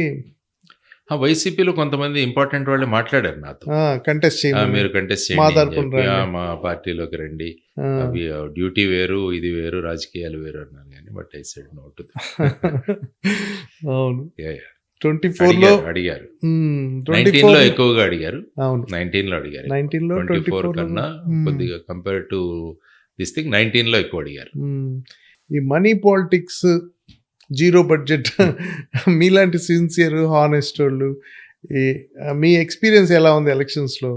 19లో అంటే కొంత పోరాడారు మీరు డబ్బులకి అగెనిస్ట్ గా, వైజాగ్లో వాలంటరీగా పీపుల్ వచ్చారు, నిలబడ్డారు. మొన్న ఏంటంటే 24లో యాంటీ జగన్ అనేది కొంత, దానివల్ల ఇబ్బంది, వాళ్ళ జగన్కి అగెనిస్ట్ గా కూటమి అనే దానిలో వెళ్ళిపోయారు. ఈ మనీ పాలిటిక్స్ ని డెఫ్యూజ్ చేయటం, అందులో ఎట్లా అనిపించింది మీకు ఇబ్బంది? ఇది ఒక లాంగ్ డ్రాన్ ప్రాసెస్ అండి, కానీ మనీ అండ్ ఇన్వెస్ట్మెంట్ పాలిటిక్స్ వల్ల ఫైనల్ గా గవర్నెన్స్ దెబ్బతింటుంది. ఎందుకంటే ప్రతి ఒక్కరు మేము ఇన్వెస్ట్మెంట్ పెట్టి వచ్చాము కాబట్టి 100 crores, ఎంపీ అయితే ఎమ్మెల్యే అయితే 50 కోట్లు, సో దాన్ని వసూలు చేసుకోవాలనే ఉంటారు కదా. అంతే కదా. తర్వాత దానివల్ల ఏమవుతుందంటే ఫైనల్ గా వసూలు చేయాలంటే ఏదైనా ఇల్లీగల్ యాక్టివిటీస్ చేస్తే తప్ప వసూలు రావు. ఏదో బెల్ట్ షాపులు అకౌంటబిలిటీ కూడా ఉండదు. దోచాలి, నేను డబ్బులు ఇచ్చే కదా అంటున్నారు. సో ఆ సీరియస్నెస్ పోతుంది అనమాట గవర్నెన్స్ అన్న దాంట్లో. కాబట్టి ఎలాగైనా దీన్ని మనం ఆపాలి అన్న దీంట్లోనే ఉన్నాం ఇప్పటికీ కూడా. సో ఆ తర్వాత ఇవన్నీ చేయాలి. అందుకనే మనం కొత్త యూనిట్ తో మొదలు పెడదామని చెప్పేసి మేము డిసెంబర్ 2023లో జై భారత్ నేషనల్ పార్టీ అన్నది ఒకటి, ఇంతకుముందు దొరగారు అని ఉండేవారు, వారి దగ్గర నుంచి పార్టీ తీసుకున్నాం. ఆయన కూడా మీరు తీసుకోండి సార్, మీరు నడుపుతానంటే నాకేం అబ్జెక్షన్ లేదని వారు కూడా పార్టీ ఇవ్వడం జరిగింది. సో దాన్ని తీసుకొని ఒక ప్రయత్నం చేశాం. అవును, ఒక మంచి మేనిఫెస్టో ఒకటి తయారు చేశాం. కరేజ్ ఉండాలి కదా ఓ పార్టీని తీసుకురావటం అనే కరేజ్. సార్ చాలా మందికి ఎలక్షన్స్ లో కంటెస్ట్ చేసే కరేజ్, ఓ పార్టీని తీసుకురావడం, అది చాలా చాలా కష్టమైన పనులు. అంటే ఇటువంటి వాతావరణంలో, ఇటువంటి సముద్రంలో ఈవెన్ ఇమాజిన్ పోటీ చేయడానికే ఇమాజిన్ ఒక మంచి మేనిఫెస్టో తయారు చేసాం మేము. అది ఒక సాటిస్ఫాక్షన్. లాస్ట్ ఎలక్షన్స్ మేము కంటెస్ట్ చేయడంలో ఇలా కూడా మేనిఫెస్టో ఉండొచ్చు అని, ఎక్కడ కూడా సంక్షేమ పథకాలు లేకుండా మనం ఎలాగా ఈ స్టేట్ ని అభివృద్ధి చేయొచ్చు అన్న దీంట్లో ఒక మంచి మేనిఫెస్టో తయారు చేసాం. కానీ మీకు చాలా మంది అభిమానులు ఉన్నారు ఇప్పటికి కూడా, ఎస్పెషల్లీ వైజాగ్ ఏరియాలో. వైజాగ్ ఏరియా బాగా కలుస్తుంది. మీ పొలిటికల్ కెరియర్ వైజాగ్ లో కంటిన్యూ చేస్తారా లేకపోతే? డెఫినెట్ గా మొన్న కూడా కంటెస్ట్ చేశాను కదా నేను Vizag north. You want to be there only. Continue చేద్దాం. పార్టీ గురించి ఆలోచిస్తున్నాం, ఏం చేయాలి, ఎలా చేయాలని బ్రెయిన్ స్టార్మింగ్ జరుగుతోంది. ముందుకు ఎలా తీసుకువెళ్ళాలి, ఈ ప్రస్తుతం ఉన్న పరిస్థితులను తట్టుకొని మనం ముందుకు ఎలా వెళ్ళాలి, ఎందుకంటే ఈ మార్పు తీసుకురావడానికి కొంత సమయం పడుతుంది. మనం ఏం చేయాలి, ఈ విధంగా రిసోర్సెస్ కావాలి, తర్వాత దానికి ఖర్చుతో కూడిన పని కదా. చిన్న మీటింగ్ పెట్టాలన్నా కూడా ఖర్చుతో కూడిన పని. జనం కూడా అలవాటైపోయారు. మనం 0 బడ్జెట్ అంటున్నాము. సో దీని అన్నింటిలో some brain storming is going on. చూద్దామండి ఎలా ఫైనల్ గా వెళుతుందా అన్నది. ఈ మధ్య ఒక గాసిప్ కొత్తగా Congress is inviting you to lead the state అని అలాగే బయట జనరల్ గా కలుస్తుంటారు లీడర్స్, అన్ని పార్టీల వాళ్ళు నాకు కలుస్తుంటారు. ఢిల్లీ నుంచి మిమ్మల్ని బాగా ఒత్తిడి చేస్తున్నారు స్టేట్ లీడ్ చేయమని. అదేం లేదు అంటే అడుగుతాం మామూలుగా ఇక్కడ లోకల్ వాళ్ళు అడుగుతుంటారు, సార్ మీరు రావచ్చు కదా అది మా దీంట్లో అని అడుగుతుంటారు. చూద్దాం. అలాగైతే మీరు అన్నట్టు ఆ లెవెల్ నుంచి ఏం ఒత్తిడి అలాంటివి లేవు కానీ, బట్ ఇన్ జనరల్ కలుస్తుంటాను, మాట్లాడుతుంటాం. కొన్ని జనరల్గా రౌండ్ టేబుల్స్లో కూడా నేను వెళుతుంటాను అప్పుడప్పుడు. అన్ని పార్టీస్ వాళ్ళు కలుస్తుంటారు అక్కడ. జనరల్గా ఆలోచనలు మేము పంచుకుంటుంటాము. But anyway whatever it may be, state బాగుండాలని కోరుకుంటానండి నేను. మన ఉభయ తెలుగు రాష్ట్రాలు బాగుండాలి, మంచి గవర్నెన్స్ ఉండాలి, ప్రజలు ఆనందంగా ఉండాలి, ఇన్వెస్ట్మెంట్లు రావాలి, పిల్లలకు ఉద్యోగాలు రావాలి. ఇవి బేసిక్గా నేను కోరుకుంటున్నది. ఎవరైనా పర్లేదు కానీ ఫైనల్గా అందరూ కలిసి రాష్ట్రాన్ని అభివృద్ధి చేద్దామన్న కాన్సెప్ట్తో వెళుతుంటాం. ఇంటలెక్చువల్స్ బాగా మిమ్మల్ని still they are looking at you still even today. నేను కలిసే కలుస్తుంటాం, డిస్కషన్ ర్యాలీయింగ్ పాయింట్. బట్ ఎక్కువ మంది జనరల్గా ఏంటంటే మీరు జనసేనలో కంటిన్యూ అవ్వాలి, పవన్ కళ్యాణ్ గారితో ఉంటే మీ ఇద్దరు కలిసి ఉంటే బాగా స్టేట్ బాగుంటది అనేది ఒక వీళ్ళు అంటుంటారు. పిల్లలు జనసైనికులు వీళ్ళందరూ కూడా కలుస్తుంటారు. ఎక్కడికి వెళ్ళినా కూడా, నేను పార్టీ వదిలేసినా కూడా వాళ్ళందరూ కలుస్తుంటారు. నన్ను కళ్యాణ్ గారు కూడా చాలా పోరాటం చేశాడు, ఇబ్బంది పడి 2 చోట్ల ఓడిపోయి ఎంత ధైర్యంగా నిలబడి ఆయన నిలబెట్టి పార్టీని మెచ్చుకోవాలి. జగన్ వైఎస్ఆర్సీపీకి అగెనిస్ట్ గా అంత ధైర్యంగా పోరాటం. హీగే ఒక రకంగా టీడీపీకి కూడా కొంత ధైర్యం ఆయన ఇచ్చిన ధైర్యంతోనే మొన్న ఎలక్షన్స్ ఫేస్ చేశారు. ఆయన పోరాటం చేశారు, దాని నుంచి తీసుకెళ్లారు. మనం మెచ్చుకోవాలి. There is no doubt. Great. మీ ఎన్జిఓ అండి join for development, join for JD మీద బాగుంది. ఎందుకంటే ఇది జనాల్లోకి మన పేరు అలాగా ఉంది, బ్రాండ్ అయిపోయింది. పెట్టి ఇందులో మనం ఉన్నామని చెప్పడం కన్నా ఆటోమేటిక్ గా ప్రజలకు అర్థమైపోతుంది. 3 విలేజెస్ అడాప్ట్ చేసుకున్నాము. జాయిన్ ఫర్ డెవలప్మెంట్ ఫౌండేషన్ అని, జేడీ ఫౌండేషన్ అని అంటాం. ముఖ్యంగా విలేజెస్ అడాప్షన్, ఫార్మర్స్ ని అందరినీ కలపడం, FPOs. అక్కడ యాజిలీలో బాగా జరుగుతుంది. ఒక 50-60 crores టర్న్ ఓవర్ తో జరుగుతుంది. ఒక 1000 మంది ఫార్మర్స్ అందరినీ కలిపాము. లక్ష్మీ నరసింహ అని కుర్రోడు అక్కడ రన్ చేస్తాడు, బాగా చేశాడు. తను కూడా అక్కడి నుంచి బాపట్ల నుంచి కంటెస్ట్ చేశాడు, అప్పుడు జనసేన నుంచి. సో మంచి ఎంటర్ప్రెన్యూర్, బాగా జరుగుతుంది అక్కడ కూడా. తర్వాత ఈ డ్రోన్ టెక్నాలజీ అగ్రికల్చర్ లో యూజ్ చేద్దాం, ఫాపుల్ డ్రోన్స్ అని ఒక మంచి కుర్రోడు కేఎల్ యూనివర్సిటీలో చదివిన అబ్బాయి గోపీరాజా అని, ఆ అబ్బాయి కూడా మనం సపోర్ట్ చేసి ఇనీషియల్ గా పుష్ ఇచ్చాం. సో తను బాగా చేస్తున్నాడు ఆ దీంట్లో కూడా. ఇప్పుడు విలువల బడులు అని చెప్పి చాలా లైబ్రరీస్ పెట్టాం మేము, ఒక 17-18 లైబ్రరీస్ డీప్ ఇంటీరియర్ విలేజెస్ లో. తర్వాత విలువల బడి అని చెప్పేసి సాయంత్రం 5:30 నుంచి 7:30 వరకు విలేజ్ లో ఉన్న పిల్లలందరినీ పోగు చేసి ఇదే మన జేడి ఫౌండేషన్ నుంచి. తర్వాత అక్కడ ఒక టీచర్ని అపాయింట్ చేసి వాళ్ళ ద్వారా ఈ పిల్లలకు నీతి కథలు, చిన్న చిన్న యోగా, తర్వాత వాళ్ళ హోంవర్క్లు అక్కడే చేసుకుంటారు. స్కూల్ తీసుకొచ్చాం. 6-7 ప్లేసెస్ లో రన్ చేస్తున్నాం ఈ విలువల బడులు. దాన్ని ఎక్స్పాండ్ చేయాలన్నది కోరిక. ఎందుకంటే ఇవన్నీ మార్కుల ఆధారితంగా స్టార్ట్ చేసాం, ఇప్పుడే నడుస్తుంది. నేషనల్ లెవెల్లో కూడా ఒక PRSI అన్న ఆర్గనైజేషన్ కూడా 2 అవార్డ్స్ కూడా వచ్చింది మన ఫౌండేషన్ కి. నడుస్తుంది. జాయింట్ డెవలప్మెంట్ స్లోగా మేము దీంట్లో చేసుకుంటూ వెళ్తాం. ఎన్జిఓ బాగా డెవలప్ చేస్తున్నారు. పర్లేదు, బాగా చేస్తున్నారు. విలేజెస్ యాక్టివిటీస్ FPO నడపడం ఇవన్నీ మామూలు విషయాలు కాదండి, చాలా చాలా గొప్ప విషయం. సపోర్ట్ ఇస్తే పిల్లలు తీసుకెళ్తారు ముందుకు ఉద్దేశంతో వెళుతున్నాం. బాగానే నడుస్తుంది. రిలాక్స్ ఎలా అవుతారు? రిలాక్స్ అంటే నేను సినిమాలు చూస్తారా? నేను సినిమాలు పెద్ద తక్కువే.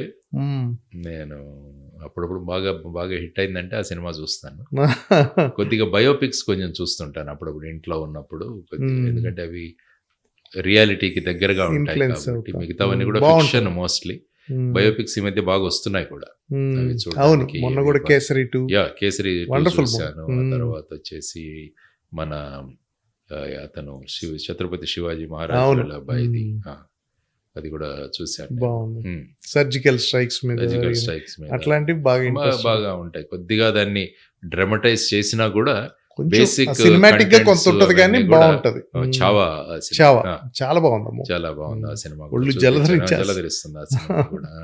ఎంత హిస్టరీ ఎంత మిస్ అయ్యామో అనిపిస్తుంది, మనకి తెలియదు కదా. చూపించారు, బాగుంది. అన్సంగ్ హీరోస్ ని ఈ మధ్య బాగా తీస్తున్నారు, రావాలి. ఎందుకంటే యువతరానికి తెలియాలి. బీహార్ ఒకటి మాంజీ స్టోరీ, మాంజీ దశరథ మాంజీ, పద్మశ్రీ, కొండ పగలగొట్టి రోడ్ వేసింది. అది వెరీ ఇన్స్పైరింగ్. నాకు కూడా చాలా అనిపించింది ఆ స్టోరీ. సంవత్సరాలు ఎలా చేశాడు అతను అనేది అద్భుతం. అది మాంజీ అలాంటి పిక్చర్స్ ఏవైతే ఉంటాయో అవన్నీ, అవి జనరల్ గా బయోపిక్స్ జనరల్ గా స్కూల్స్ కాలేజెస్ కి ఎక్కువగా వెళ్తుంటారు. అది మీకు ఇంట్రెస్ట్? మా కలాం గారు నేర్పారు, అది వెళ్ళాలి.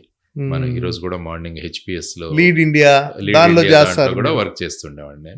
తర్వాత ఈ రోజు పిల్లలు ఎన్వైరన్మెంట్, నేచర్ గురించి ఆల్మోస్ట్ 21 స్కూల్స్ HPS లో మార్నింగ్ వెళ్ళి వాళ్ళతో కూడా మాట్లాడి వచ్చాము.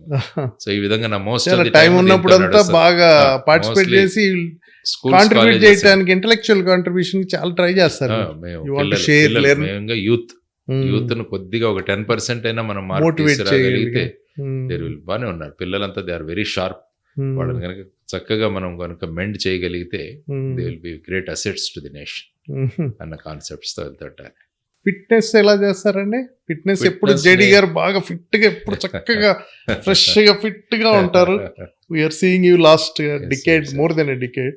అట్లానే ఉన్నారు మీరు. మాకేంటంటే ఆ పోలీస్ దీంట్లో కొంత దీనికి అది వస్తుంటుంది. అంటే పోలీస్ లో కూడా పర్సనాలిటీ ఉంటది, కొద్దిగా టైం కేటాయిస్తాను నేను. మామూలుగా యోగా తర్వాత మెడిటేషన్, జిమ్, మెడిటేషన్ రోజు చేస్తాను. ఈ క్రియ సుదర్శన్ క్రియ చేస్తాను నేను. శ్రీ రవిశంకర్ గారి సుదర్శన్ క్రియ చేస్తాను. అది రోజు almost everyday, I don't miss. లేకపోతే ఇంత ప్రెషర్స్ ఇవన్నీ ఉన్నా కూడా హాయిగా ఉంటుంది. అది ఎనర్జీ లెవెల్స్ బాగా పెడుతుంది. క్రియ మనం చేయగలిగితే అది ఈవినింగ్ వరకు బాగా అది చేస్తుంది. తర్వాత of course what ever I do I enjoy being it. కాబట్టి కొంచెం చదువుతుంటారా? స్పోర్ట్స్ ఈ మధ్యగా పెద్దగా అంటూ పెద్దగా ఏం ఆడలేదు గేమ్స్, స్పోర్ట్స్. మేడం కంప్లైంట్ చేయరా మరి? ఇంత బిజీగా ఉంటే మీరు ఎప్పుడు గడుపుతారు? ఇంకా అయిపోయింది, స్టేజ్కి వచ్చాం. పిల్లలు కూడా అలాగా ముందుకు వెళ్ళిపోయారు. కాబట్టి కొంచెం రీడింగ్ ఉంటుంది, కొద్దిగా చదువుతుంటాను. ఒక చిన్న లైబ్రరీ ఉంది ఇంట్లో. దాని మీద జూమ్ సెషన్స్ వీళ్ళు అప్పుడు బాగా పార్టిసిపేట్ చేస్తారు. ఎందుకంటే కొన్ని ఇష్యూస్ ప్రజలకు తెలియాలి కాన్సెప్ట్. మాకు కూడా ఇంత టైం ఇచ్చి రావడం. సార్, ఈ 1 నేషన్ 1 ఎలక్షన్ జమిలీ అంటున్నారు కదా, మీ వ్యూ ఏంటి దాని మీద? అంటే బేసిక్ గా ఏంటంటే వారు ప్రధానంగా తీసుకురావడానికి కారణం అంటే దేశంలో ఎక్కడో చోట ఏదో ఎలక్షన్లు పొలిటికల్ జరుగుతూనే ఉన్నాయి. పొలిటిసైజేషన్. జరుగుతున్నాయి. ఆ తర్వాత time, model code of conduct ఇవన్నీ కూడా, తర్వాత ఎక్స్‌పెండిచరు ఇవన్నీ కూడా తీసుకొని చేయకుండా వన్ నేషన్ వన్ ఎలక్షన్స్ తీసుకొద్దాం అన్నది ఒక కాన్సెప్ట్‌లో ఉంది. కానీ దాన్ని పొలిటికల్‌గా తీసుకున్నా కూడా ఏమవుతుందంటే వన్ నేషన్ వన్ ఎలక్షన్‌లో పెడితే ఒక పార్టీకే 2 చోట్ల ఓట్స్ పడతాయన్నది జనరల్‌గా అపోజిషన్ వాళ్ళు పడతాయి. చేస్తున్న క్రిటిసిజము. కొంచెం డిక్టోరియల్ మెల్లగా వస్తుందన్నది వస్తుంది. ఒక కాన్సెప్ట్. కానీ దాన్ని మళ్ళీ తీసుకురావాలంటే ఒక 5 years మధ్యలో ఏమి వెంట అవుట్ ఉండదు. వాళ్ళకి కొంచెం స్పీడ్ అవును. బ్రేకర్స్ కదా అవును. ఈ స్టేట్స్ లో ఎలక్షన్లు. Yeah. ఈ స్టేట్ లో ఓడిపోయామంటే కొద్దిగా జాగ్రత్త పడతారు. అట్లాంటిది లేకుండా ఎందుకంటే పొలిటికల్ వాళ్ళకి ఎప్పుడు కొంచెం థ్రెట్ ఉండాలి. అదే స్పీడ్ బ్రేకర్స్ ఉండాలి. ఉండాలి. By లేకుంటే elections. ఏమవుతుందంటే ఇంకా మాకేమీ తిరుగులేదని చెప్పేసి వాళ్ళు they may take a different turn already. అవును. కాబట్టి జనరల్గా ప్రజలు మన శాసనసభలకు స్టేట్ ఎలక్షన్స్ జరిగినప్పుడు వాళ్ళు లోకల్ ఇష్యూస్ మీద ఓటేస్తారు. అవును. అదే సెంట్రల్కి వెళ్ళేసరికి పార్లమెంట్ ఎలక్షన్స్ జరిగినప్పుడు ఓవరాల్ దేశం ఎలా ఉండాలి మొత్తం దాని మీద దాని వేస్తారు. మీద. పెద్ద లోకల్ ఇష్యూస్ అంత అవి ప్రాధాన్యం ఎక్కువ ఉండదు. ఇన్ఫ్లుయెన్స్ అవుతుంది. కాబట్టి ఈ 2 పెడితే ప్రజలు ఈ విధంగా మరి చేయగలరా అన్నది ఒక కాన్సెప్ట్. డిఫరెన్షియేట్ చేయగలరా ఆర్ లేకుంటే ఒకే పార్టీ గుద్దేస్తారా అన్నది కూడా ఒక అప్రహెన్షన్. అవును. కాబట్టి ఇండివిజువల్ గా ఎలక్షన్స్ జరగాలన్నది చాలా మంది ఇది. కానీ బట్ చూద్దాం వాటిలో ఏ విధంగా ఈసారి కొంచెం amendments, కాన్స్టిట్యున్సీస్ పెరుగుతాయి కూడా అంటున్నారు. అది డీలిమిటేషన్ ఇది కూడా ఉంది. దాన్ని కూడా ఎలా 27 లో. చేస్తారన్నది. డీలిమిటేషన్ అయితే అవ్వాలి, పెంచాలి. ఎందుకంటే ఇప్పుడు ఒక్కొక్క కాన్స్టిట్యున్సీ సుమారుగా 20 లక్షలు ఆ విధంగా ఉంటుంది. అవును. దాన్ని తగ్గిస్తే కేవలం జనాభా ప్రాతిపదికన చేస్తే కొన్ని ఉత్తరాది రాష్ట్రాలకు బాగా అడ్వాంటేజ్ అవుతుంది అనేది వాళ్ళు అనడం. అదే దక్షిణాది రాష్ట్రాలు ముఖ్యంగా కేరళలో తగ్గుతాయి, 1-2 పెరుగుతాయి. తమిళనాడులో కూడా అలాగే అవుతుంది. ఇక్కడ కూడా కాబట్టి వీళ్ళు ఏమడుగుతున్నారంటే ప్రపోర్షనేట్ గా పెంచండి. మొత్తం ప్రతిదాన్ని 20%. అవును. ఆ మొన్న విధంగా వచ్చింది పెంచితే అది. ఆ ప్రపోజల్ 20% కూడా మీద మీద పెంచుతున్నారు. పెంచితే అందరికీ ఇది ఉంటుంది. లేకుంటే ఓన్లీ Representation. పాపులేషన్ మీద పెంచితే మేము ఇంత రకంగా పాపులేషన్ కంట్రోల్ చేసి మేము డెవలప్మెంట్కి తీసుకొస్తే అది రేపు మాకు పొలిటికల్గా అది నెగటివ్గా అవ్వకూడదని సదర్న్ స్టేట్స్ యొక్క ప్రధానమైన ఆల్రెడీ argument. జిఎస్టీలో ఇష్యూ ఉంది కదా, వీళ్ళు Issue ఎక్కువ వస్తుంది. కాంట్రిబ్యూట్ చేస్తున్నారు, అక్కడ ఎక్కువ పోతుంది, ఇక్కడ తక్కువ వస్తుంది అని. కాబట్టి దాని మీద ఏ విధంగా నిర్ణయం తీసుకుంటారో చూడాలి మరి. Out of the box question అండి. Yeah. ఇప్పుడు పోలీస్ ఆఫీసర్స్ ని ఫ్రేమ్ చేయటం కేసుల్లో Hmm. మనం ఇప్పుడు ఆంజనేయులు గారు Hmm. ఒక ఎగ్జాంపుల్. అంతకుముందు ఎలాగుండేదంటే ఇప్పుడు ఏదైనా ఎలిగేషన్స్ వస్తే జ్యుడిషియల్ కమిషన్ వేసి ఎంక్వైరీ చేసి ఆ తర్వాత ఏదో యాక్షన్ లేకపోతే లూప్ లైన్లో పెట్టడం, సస్పెన్షన్. ఇప్పుడు సరాసరి ఆఫీసర్ మీదే కేసు ఫైల్ చేయటం. ఎందుకంటే ఇప్పుడు ఒక ఎంత సీనియర్ ఆఫీసర్ అయినా పొలిటికల్ సిస్టమ్కి బైండ్ అయ్యే ఉంటాడు.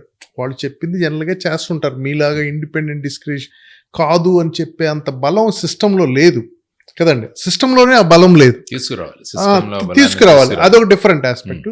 ఇప్పుడు వీళ్ళని కార్నర్ చేసి అరెస్టులు చేసి లేకపోతే అట్లా చేయడం పోలీస్ మొరేల్ పోదా? అంటే డెఫినెట్ గా ఏమవుతుందంటే అకౌంటబిలిటీ ఉండాలి.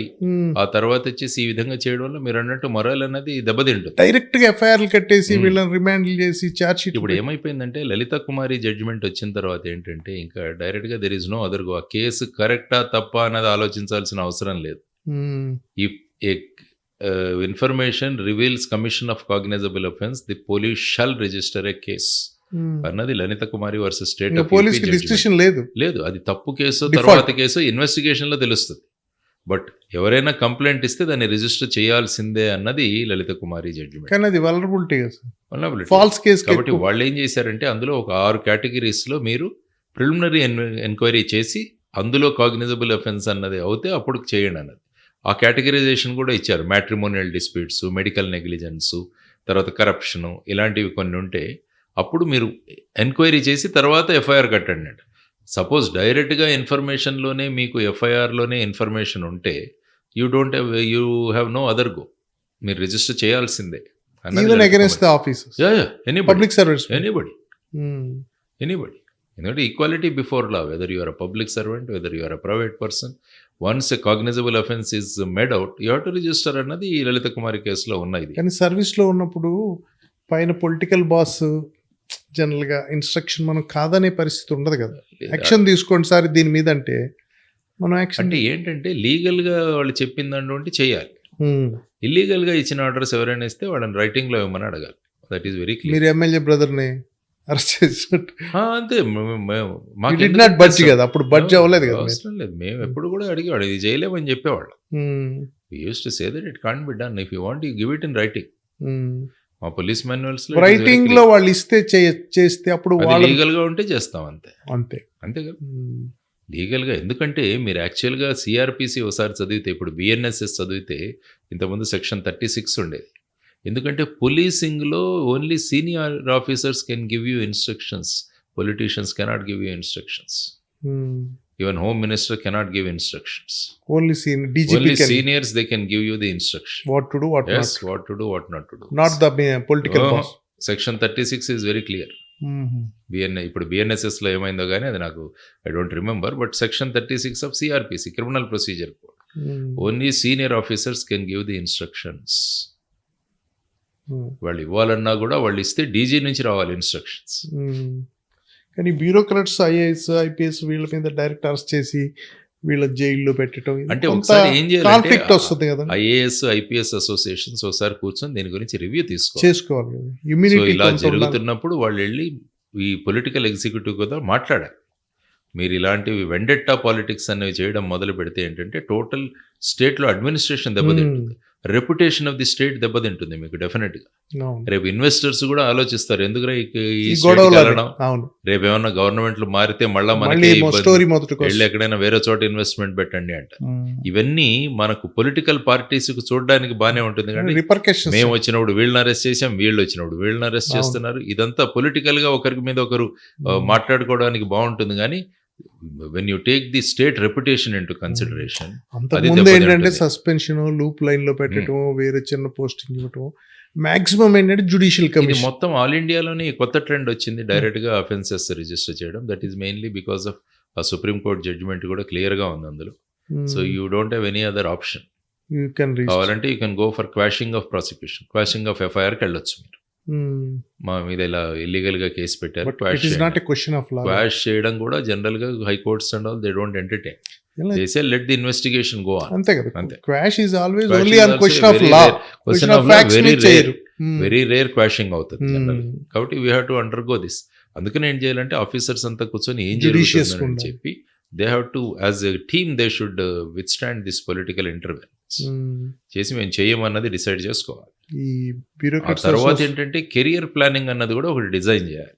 ఇప్పుడు ఫర్ ఎగ్జాంపుల్ నేను IPS లో ఎంటర్ అయ్యాను, నేను 35 years సర్వీస్లో ఉంటాను, కాబట్టి నా కెరియర్ ప్రోగ్రెషన్ ఎలా ఉంటుంది అన్నది ఒకటి డిసైడ్ చేస్తే నేను 2 జిల్లాల్లో ఎస్పీగా ఉంటాను, ఒక బెటాలియన్కు కమాండెంట్గా పనిచేస్తాను, ఒక 2 చోట్ల డీసీపీగా చేస్తాను, ఆ తర్వాత డిఐజీగా వెళ్తాను. ఇది కంపల్సరీ. ఈ విధంగా ఒక కెరియర్ ప్రోగ్రెషన్ ఉంటే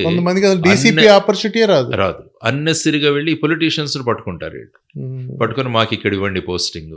కాబట్టి కొంతమంది చూడండి జిల్లాలో ఒక 5-6 జిల్లాల్లో ఎస్పీగా ఉంటారు, మీరు అంటారు కొన్ని చోట్ల అసలు డీసీపీగానే పనిచేయరు. కాబట్టి ఎప్పుడైతే ఈ కెరియర్ ప్లానింగ్ అన్నది ఒకటి చేస్తే ప్రతి ఆఫీసర్స్ కి నా టర్మ్ వస్తుంది, నేను చేస్తాను, కాబట్టి నేను పొలిటీషియన్స్ దగ్గరికి వెళ్ళాల్సిన అవసరం లేదు అన్నది రావాలి. మంచి సొల్యూషన్. తర్వాత రెండవది వచ్చేసి స్టేట్ సెక్యూరిటీ కమిషన్ ఏర్పాటు చేయాలి. మీరు ఒకసారి ప్రకాష్ సింగ్ కేసు తీసుకుంటే 2006 ప్రకాష్ సింగ్ గారు IPS officer, retired, UP cadre. ఆయన ఒక పబ్లిక్ ఇంట్రెస్ట్ లిటిగేషన్ వేశారు అందులో పోలీస్ రిఫార్మ్స్ గురించి. అందులో వాళ్ళు చెప్పింది ఏంటంటే ప్రతి స్టేట్లో స్టేట్ సెక్యూరిటీ కమిషన్ ఉండాలి. CM, home minister, DGP, human rights commission chairman, judges, తర్వాత అపోజిషన్ పార్టీ మెంబర్సు, తర్వాత పబ్లిక్లో కొంత ఎమినెంట్ పర్సనాలిటీస్, వీళ్ళందరినీ కలిపి ఒక కమిషన్ వేసి they should supervise the working of police. అది లేదు అక్కడ. అది చేస్తే ఏమవుతుందంటే ఇవన్నీ కూడా క్వశ్చన్ చేస్తారు అప్పుడు. సో ఇలాంటివన్నీ ఉన్నాయి కానీ ఇంప్లిమెంట్ చేయట్లా. డీజీపీకి 2 years ఫిక్స్డ్ టెన్యూర్ అది కూడా ఉంది అందులో. డీజీపీకి పోలీస్ స్టేషన్ ఇన్ఛార్జ్కి ఈ ఇంపార్టెంట్ పోస్ట్ కి 2 years ఫిక్స్డ్ టెన్యూర్ ఇవ్వాలి, మినిమం ఇవ్వాలి. 3 నెలలకే ట్రాన్స్ఫర్ లేదు. ఇప్పుడు ఎమ్మెల్యే లెటర్ తెస్తేనే అక్కడ పోస్ట్ చేస్తారట పోలీస్ స్టేషన్ ఇన్ఛార్జిగా, సిఏగా. మరి అది ఎలా అవుతుందండి? ఎమ్మెల్యే గారు ఏమన్నారు, ఆయన ఓకేనా నీ పోస్టింగ్ కి? ఓకే అంటే ఎమ్మెల్యేలు వీళ్ళందరినీ ఇళ్లకు పిలిచడం, అక్కడ ఈ డిస్ప్యూట్ రిజల్యూషన్ అదంతా it is illegal. And nobody should go to MLA's house. Police వ్యవస్థ యొక్క credibility is coming down. MLA ఇంటికి వెళ్ళి సిఐ ఇక్కడ నిలబడి ఉన్నాడంటే ప్రజల్లో ఏం వెళ్తుందండి?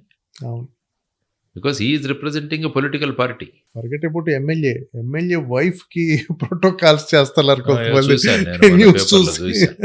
సో ఇవన్నీ కూడా సీనియర్ ఆఫీసర్స్ అవి చేసి ఇటువంటి వాళ్ళ మీద యాక్షన్ తీసుకోవాలి. సో ఇవన్నీ చేయగలగాలి. ఎందుకంటే you are not working for a political party, you are working for the state System. To uphold the లా.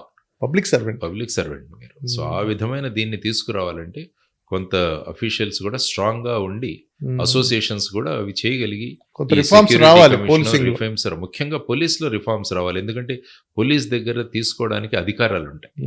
ఆ అధికారాలను కనుక సక్రమంగా వినియోగించుకుంటే ఏమవుతుందంటే అది టోటల్ స్టేట్ అడ్మినిస్ట్రేషన్ లోనే మార్పు తీసుకొస్తుంది. దానివల్ల పొలిటికల్ పార్టీస్ అనుకుంటూ ఉండొచ్చు మా మాట వింటున్నారు వీళ్ళు అని చెప్పేసి, కానీ in the long run that will be bad for the state. 90 పనులు విని ఒకటి వినకపోయినా వెంటనే ట్రాన్స్ఫర్ చేసి, అందుకని ఇవన్నీ చెబుతున్నాను. ఈ కెరియర్ ప్లానింగ్ తర్వాత ఎవరైనా ఇటు జరిగితే career planning is very good. చేయాలి సార్, అది చేయాలి. మినిమం 2 డిస్ట్రిక్ట్స్ చేయాలి, ఫిక్స్డ్ టర్మ్ చేయాలి, అట్లా అంటుంటే కొంత రీఅష్యూరెన్స్. అందుకని ఏంటంటే అప్పుడు సెక్యూరిటీ కమిషన్ ఈ కెరియర్ ప్లానింగ్ ఇవన్నీ పెట్టుకొని ఇంప్లిమెంట్ చేస్తే వీళ్ళెవరు పొలిటీషియన్స్ వెళ్ళి ఈ పోస్టింగ్ కోసం వెంటరాడు. ఈ లాబింగ్ ఉండదు. ఎందుకంటే నేను వెళ్ళి అడిగితే ఈల్డ్ అవ్వాలి. నేను కమిషనర్ పోలీస్ గా చేశాను, రేపు ఇంటెలిజెన్స్ లో పనిచేయాలి నేను. ఎందుకంటే ఈ ఉద్దేశం ఏంటంటే career planning by the time మీరు డీజీ ఆఫీస్కి వెళ్ళేసరికి అన్ని పోలీస్ వింగ్స్ లో మీరు పనిచేసి ఉంటారు. కాబట్టి ఆ ఎక్స్పీరియన్స్ ఏదైతే మీకు ఉంటుందో అది పాలసీ డెసిషన్స్ లో మీకు యూజ్ అవుతుంది. లేకుంటే కొంతమంది అసలు ఎగ్జిక్యూటివ్ లో పనే చేసి ఉంటారు, వాళ్ళు వెళ్ళి అక్కడ కూర్చున్న తర్వాత ఏం పాలసీ డిజైన్ చేస్తారు ఉన్నారు కదా. ఆ ఎక్స్పీరియన్స్ లేదు, తర్వాత ఇక్కడ ఆపర్చునిటీ ఇవ్వట్లేదు. సో వీటన్నిటిని ఎక్సెప్షనల్ కేసెస్ ఉండొచ్చు, వాటిని పక్కన పెడితే బై అండ్ లార్జ్ ఈ కెరియర్ ప్లానింగ్ లోనే వెళ్ళాలి అన్నది కనుక మనం చేయగలిగితే ఈ ర్యాట్ రేస్ అన్నది ఆగిపోతుంది. అది చేయాలి. ఫ్యూచర్ ప్లాన్స్ ఏంటి సార్? ఫ్యూచర్ ప్లాన్స్ అన్నవి ముఖ్యంగా ముందు నా పిహెచ్డి కంప్లీట్ చేయడం నడుస్తూనే ఉన్నది, తెలుగు సీరియల్ లాగా నడుస్తూనే ఉంది. అది త్వరగా కంప్లీట్ చేయాలి. బాధ్యతలు ఏం లేవు కదా, బాధ్యతలు అన్నవి ఏం లేవు. నెక్స్ట్ పొలిటికల్ పార్టీని మా వాళ్ళతో డిస్కస్ చేస్తున్నాం, నెక్స్ట్ ఎలాగ తీసుకెళ్ళాలి ముందుకి అని చెప్పేసి. You want to continue your own platform are you? అనుకుంటున్నాం చేద్దాం, ఇంకా మా బ్రెయిన్ స్టార్మింగ్ చేయాలి. మా పార్టీ కూడా త్వరలో మీటింగ్ ఒకటి పెడదాం అనుకుంటున్నాను. చేసి వాళ్ళ యొక్క ఇన్పుట్స్ కూడా తీసుకొని ఎట్లా మనం ముందుకు వెళ్ళాలి గురించి కూడా ఆలోచించేద్దాం. మెయిన్ గా పబ్లిక్ ఇష్యూస్ అన్నవి సాల్వ్ అవ్వాలన్నది మన ఇది. ఏ మాధ్యమంలో జరిగినా ఎవరు చేసినా కూడా ఫైనల్ గా ఈ people are happy, we're happy. Let any party take credit. ఏ పార్టీ అయినా క్రెడిట్ తీసుకోనండి, మాకేం లేదు. ప్రాబ్లం సాల్వ్ అయిందా లేదా అన్నది ప్రధానమైన ఉద్దేశం. వ్యవసాయం చాలా ఇష్టం అంట కదా, ఏరు వాకెళ్తారు, పంచి కడుతుంటారు అప్పుడు. నేను చేశాను 3 సంవత్సరాలు వ్యవసాయం చేశాను. అక్కడ నేను 3 సంవత్సరాలు లీజ్ అయిపోయింది, లేకుంటే ఇంకా ఇక్కడెక్కడ చూస్తున్నాను మళ్ళీ తీసుకొని చేద్దామని. అంటే ఏదైనా విషయం తెలుసుకోవాలంటే అందులో దిగాలి మనం. అవును, దిగితేనే అక్కడ ఉన్న ఇష్యూస్. చాలా చోట ఏరువాక్ ప్రోగ్రామ్స్ మేము రెగ్యులర్ గా ఫౌండేషన్ నుంచి చేస్తుంటాము. తర్వాత ఇప్పుడు స్కూల్స్ లో కూడా పిల్లలతో కిచెన్ గార్డెన్స్ ఏర్పాటు చేయిస్తున్నాము. వాళ్ళ మధ్యాహ్న భోజన పథకానికి కావాల్సిన కూరగాయలన్నీ కూడా ఆ స్కూల్లోనే పండించుకుంటారు, దానికి కావాల్సిన విత్తనాలు అవన్నీ మేము ఇస్తున్నాము. తర్వాత పిల్లలకి ఆ విధంగా నేర్పిస్తున్నాము. తర్వాత ఈ సీడ్ బాల్స్ అన్నవి కూడా పిల్లలతో చేయించి ఫారెస్ట్ లో వాటిలో మేము స్ప్రే చేయిస్తున్నాం. సుమారుగా 2 lakhs పైన సీడ్ బాల్స్ ఇప్పటి వరకు వేయించాం మేము పిల్లలతో. పిల్లల్ని ఇన్వాల్వ్ చేద్దామని ప్రతి యాక్టివిటీస్ లో ఎన్వైరన్మెంట్, నేచర్ ప్రొటెక్షన్ ఇవన్నీ కూడా చేస్తున్నాం. It is going on good. Excellent sir, thank you. చాలా చాలా ఇన్ఫర్మేటివ్, చాలా నాలెడ్జ్ఫుల్. మీలాంటి వాళ్ళు నిజంగా సొసైటీకి కావాలి, వ్యవస్థకు కావాలి. ఇటువంటి వ్యవస్థని ఇంప్రూవ్ చేయడానికి, ఎందుకంటే వ్యవస్థలు తిరోగమనంలో ఉన్నప్పుడు ఒకళ్ళు వచ్చి దాన్ని మళ్ళీ సెట్ చేసి ముందుకు తీసుకెళ్ళాలి. ఎందుకంటే అన్ఫార్చునేట్గా ఇప్పుడు ఏంటంటే ఇంతకుముందు ప్రెషర్ గ్రూప్స్ అనేవి ఉండేవి, కానీ ఇప్పుడు అన్ని ప్రెషర్ గ్రూప్స్ అన్ని లేవు. ఇప్పుడు ఏది చేసినా ఫైనల్ పొలిటికల్ వాళ్ళ దగ్గరికే వెళ్ళాలి మనం. ఏది కావాలన్నా కూడా పొలిటికల్ వాళ్ళ దగ్గరికే వెళ్ళాలి. కాబట్టి సిస్టమేటిక్ గా ప్రెషర్ గ్రూప్స్ అన్ని కూడా ఫినిష్ చేసేసారు, పోయాయి ఇవన్నీ కూడా. కాబట్టి ఇదివరకు ఒక పేపర్ స్టేట్మెంట్ వచ్చినా సెన్సిబుల్ గా దాన్ని తీసుకొని దానికి రియాక్ట్ అయ్యి దాని మీద యాక్షన్ అట్లా ఉండేది. ముఖ్యంగా ఏంటంటే నేను ప్రభుత్వానికి చెప్పడం కూడా పబ్లిక్ కమిటీస్ ఏర్పాటు చేయండి. ఫర్ ఎగ్జాంపుల్ ఇప్పుడు మన సికాచి ఇక్కడ ఈ ఫ్యాక్టరీలో అయింది మొన్న బ్లాస్ట్ అయి 38 మంది చనిపోయారు అందులో. కానీ దాంట్లో బేసిక్ గా ఏం చెప్తున్నారు, ఆ కంపెనీ వాళ్ళ సెల్ఫ్ అసెస్మెంట్ చేసుకొని మేము అంతా బాగుందని ఇచ్చారన్నారు. ఆ ఇండస్ట్రీస్ కానీ ఫ్యాక్టరీస్ వాళ్ళు ఇన్స్పెక్టర్స్ కానీ ఎప్పుడు చెక్కింగ్కి వెళ్తారో తెలియదు. కాబట్టి నేను చెప్పేది ఏంటంటే ఈ ఫీల్డ్లో ఎక్స్పీరియన్స్ ఉన్న వాళ్ళ ఒక పబ్లిక్ కమిటీలను ఏర్పాటు చేయండి. Let them go and do independent వాళ్ళ విజిట్ చేసి చెక్ చేయనివ్వండి. వాళ్ళ విలేజెస్లో కూడా అదే అంటాను, చాలా మంది ఉంటారు, స్కూల్లో టీచర్స్ వస్తున్నారా లేదా, హాస్పిటల్లో డాక్టర్స్ విద్యా కమిటీ అనేది ఉంది కానీ అది డిఫంక్ట్ లేదు. అందుకని ఏం చేయాలంటే అవి చేయాలి. ఎందుకంటే ఎప్పుడు కూడా గవర్నమెంట్ ఎప్పుడు కూడా గవర్నమెంట్ బాగలేదని ఎప్పుడు చెప్పదు. గవర్నమెంట్ బాగుందని బ్రహ్మాండంగా ఉంటుందని. దానికి క్రాస్ చెక్ పెట్టాలి. కాబట్టి పబ్లిక్ కమిటీస్ ఏర్పాటు చేయండి అని నేను అడుగుతాను. సో ప్రతిరోజు వెళ్తారు, ఒక 4-5 ఉంటారు విలేజెస్లో, ఇండిపెండెంట్ ఆఫ్ పొలిటికల్ పార్టీస్. వాళ్ళు వెళ్ళి స్కూల్లో టీచర్స్ ఉన్నారా లేదా, పిల్లలు వస్తున్నారా లేదా, హాస్పిటల్లో డాక్టర్ ఉన్నారా, మందులు ఉన్నాయా లేవా. ఇవి ఒక చిన్న, ఇప్పుడు ఏముంది, స్మార్ట్ ఫోన్స్ వచ్చిన తర్వాత ఒక ప్రొఫార్మా పెట్టేసి అందులో కొట్టించేసి పంపించేస్తే ఒక చెక్ కూడా ఉంటుంది, దాని అకౌంటబిలిటీ ఉంటుంది. వీళ్ళు వెళ్ళి ఫ్యాక్టరీ ఇన్స్పెక్టర్స్ చేస్తున్నారా లేదో తెలియదు. ఇప్పుడు చూడండి ఎంత పెద్దదైంది, మళ్ళీ ఎంక్వైరీ వేస్తారు, మళ్ళీ మామూలే ఓనర్సే రాలేదు, డైరెక్టర్స్. అప్పుడు మనం ఎల్జీ పాలిమర్స్ చూసాం, విశాఖపట్నంలో ఎన్నో జరుగుతుంటాయి, పరవాడలో ఎన్నో, ప్రతి 3 నెలలకు 4 నెలలకు ఉంటుంది. మరి ఎక్కడ చూసినా కూడా ఏదో ఒక ఫాల్ట్. కాబట్టి ఇన్వాల్వ్ పబ్లిక్ ఇన్వాల్వ్ చేయండి అని చెప్తుంటాను నేను ఎప్పుడు. That will give a good solution. Cross checking అది ఉపయోగపడుతుంది. ఎడ్యుకేషన్ సిస్టమ్ మీద మీకు బాగా వర్క్ చేస్తుంటారు, స్కూల్స్ అది తిరుగుతారు కదా, బాగా క్యాపిటలిస్టిక్ ఫార్మేషన్లో వెళ్ళిపోతుంది, ఎడ్యుకేషన్ బికమింగ్ ఎక్స్పెన్సివ్, దానికోసం అప్పులు పాలు. నేను కొంతమంది చూస్తాను, ఎల్కేజీ యూకేజీకి 5 lakhs 3 lakhs డొనేషను, క్రేజీగా ఆ ఇన్స్టిట్యూట్స్ కూడా, గవర్నమెంట్ స్కూల్స్ కంపీట్ అవ్వలేకపోతున్నాయి. ఓ పక్క దానివల్ల ఏమవుతుందంటే గవర్నమెంట్ స్కూల్స్కి ఏమో ఓన్లీ పేదవాళ్ళు, హ్యావ్ నాట్స్, రిచ్ అంతా హ్యావ్స్ వెళ్తాం, అంతా వేరే ప్రైవేట్ స్కూల్స్కి వెళ్తాం. అసలు కొంచెం ఫైనాన్షియల్గా స్టేబుల్గా ఉన్నోళ్ళు గవర్నమెంట్ స్కూల్కి వెళ్ళడం అనేది ఒక చాలా చిన్న చూపు చూడటం, అదొక వాట్ వి కాల్ కొంచెం బీలిటిల్ చేసినట్లు అట్లా ఉంది కదా. ఎట్లా ఇది ఇప్పుడు యుఎస్ లాంటి చోట్ల చూస్తే నాకు సర్ప్రైజింగ్ ఉంటుంది, అందరూ గవర్నమెంట్ స్కూల్, డిస్ట్రిక్ట్ స్కూల్స్ అని ఉంటాయి. చదివినప్పుడు అంతా కూడా మన జిల్లా పరిషత్ స్కూల్స్ ఎంత ఫేమస్ సార్, ప్రతి జిల్లాకి 2-3 ఉండే, చాలా ఫేమస్ ఉండి. మరి ఇప్పుడు ఈ సిస్టమ్ని మీ ఉద్దేశంలో ఎట్లా? అందుకనే ఏం చేసిందంటే అలహాబాద్ హైకోర్టు ఒక బ్రహ్మాండమైన జడ్జిమెంట్ ఇచ్చింది. వాళ్ళు ఏం చెప్పారంటే సివిల్ సర్వెంట్స్ పిల్లలు, పొలిటీషియన్స్ పిల్లలు, జ్యుడిషియల్ ఆఫీసర్స్ పిల్లలు, వీళ్ళందరూ కూడా గవర్నమెంట్ స్కూల్లోనే వెళ్ళాలి కంపల్సరీ, అప్పుడు ఇవి డెవలప్ అవుతాయన్నారు. అది మళ్ళీ సుప్రీంకోర్టుకి వెళ్ళింది, సుప్రీంకోర్టు దగ్గర అది పడింది ఆ కేసు. అంటే ఒక హైకోర్టు ఫ్యామిలీస్ డిస్టర్బ్ అవుతాయి. ఇప్పుడు ఏం చేయాలంటే బేసిక్ గా మనం చూసుకుంటే, మన అవుట్ ఆఫ్ పాకెట్ ఎక్స్పెన్సెస్ తీసుకుంటే ప్రతి ఒక్కరిది ఎడ్యుకేషన్, హెల్త్, వీటి మీద ఖర్చు వెళ్ళిపోతుంది. మేజర్ మీరు చూసుకుంటే 30-40 ఈవెన్ 50% కూడా మనం సంపాదించేది 50% దీనికే వెళ్ళిపోతుంది. మరి దీన్ని ఎలా ఆపగలగాలి అన్నది. మరేమో ఒకవైపు చూస్తుంటే ఎడ్యుకేషన్ డిపార్ట్మెంట్ ఉంది, గవర్నమెంట్ స్కూల్స్ ఉన్నాయి. మీరు అన్నట్టు పిల్లలు ఎవరైతే వాళ్ళ పేరెంట్స్ అఫోర్డబుల్గా లేదో వాళ్ళు గవర్నమెంట్ స్కూల్స్కు పంపిస్తున్నారు. సో దాన్ని ఎలాగైనా గవర్నమెంట్స్ అన్నవి ఎడ్యుకేషన్, హెల్త్ ఎక్స్పెన్సెస్ని బాగా తగ్గించాలి. మీరు అన్నట్టు యుఎస్లో ఇవన్నీ కూడా గవర్నమెంట్ స్కూల్స్, అందరూ ఆ స్కూల్స్కే పంపుతారు ఎక్కువ మంది, ప్రైవేట్ స్కూల్స్కి వెళ్ళటం అనేది రేర్. ఇప్పుడు ఏం చేయాలంటే వీటిలో స్టేచర్ను పెంచాలి, ఎందుకంటే చాలా డబ్బులే ఖర్చు పెడుతున్నారు. ఈవెన్ ప్రీవియస్ గవర్నమెంట్ తీసుకున్న నాడు నేడు అనే కార్యక్రమంలో ఇన్ జనరల్ పెయింటింగ్ కానీ, ఫర్నిచర్ చాలా ఇంప్రూవ్ చేశారు. దెర్ ఇస్ నో డౌట్, జరిగింది ఒప్పుకోవాలి. సో ఆ విధంగా చేశారు. చేసిన తర్వాత ఇప్పుడు మరి ఈ స్టాండర్డ్స్ ఇప్పుడు ఏమైపోయిందంటే ఎడ్యుకేషన్లో అడ్వర్టైజ్మెంట్ ఉండకూడదు అన్నది ఒకటి తీసుకురావాలని. కరెక్ట్. ఇప్పుడు ప్రభావితం ఎలా అవుతున్నారు, అడ్వర్టైజ్మెంట్స్ వస్తాయి. మా స్కూల్ నుంచి ఇంతమంది ఐఐటీస్ వచ్చారు, ఇంతమంది వెళ్ళారు అన్న దాంట్లో ఏమవుతుందంటే ప్రతి ఒక్కరు కూడా వాళ్ళ పిల్లలు ఆ విధంగా అవ్వాలనే కోరుకుంటారు.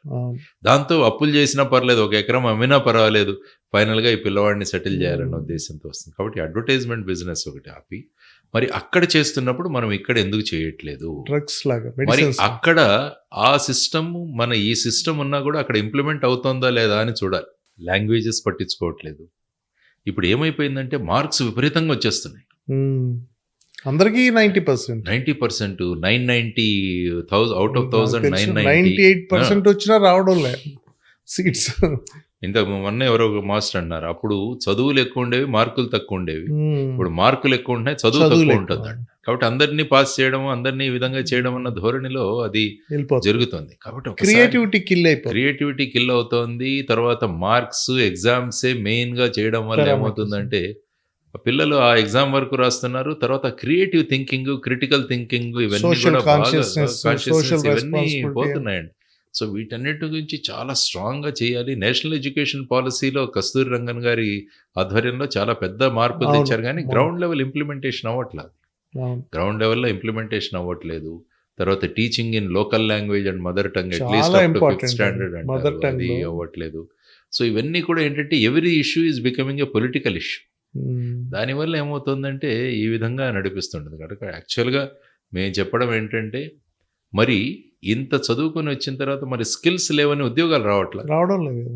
మరి అటువైపు చూస్తుంటే వీళ్ళు ఇంత చదువుకున్నా కూడా స్కిల్స్ రావాలి. ఎలిజిబిలిటీ ఆ విధంగా అవుతుంది. కాబట్టి we should have a thinking. Minimum ఖర్చు పెట్టాలి ఎడ్యుకేషన్ మీద పేరెంట్స్ అన్నదాన్ని తీసుకెళ్ళి. అయితే ఎప్పుడైతే ఇందిరాగాంధీ గారు ఏ విధంగా బ్యాంకును నేషనలైజ్ చేశారో, నేషనలైజ్ ఆల్ స్కూల్స్. చూద్దాం, ఒక ఎక్స్పెరిమెంట్ వీళ్ళందరినీ కూడా గవర్నమెంట్ టీచర్స్ గా తీసుకుందాం. అన్ని స్కూల్స్ గవర్నమెంట్ స్కూల్సే. సో దాన్ని బట్టి let us distribute this people. అసలు ఈ ఎడ్యుకేషన్ అనేది మంచి బిజినెస్ అయిపోయింది. ఎంత బిజినెస్, హ్యూజ్.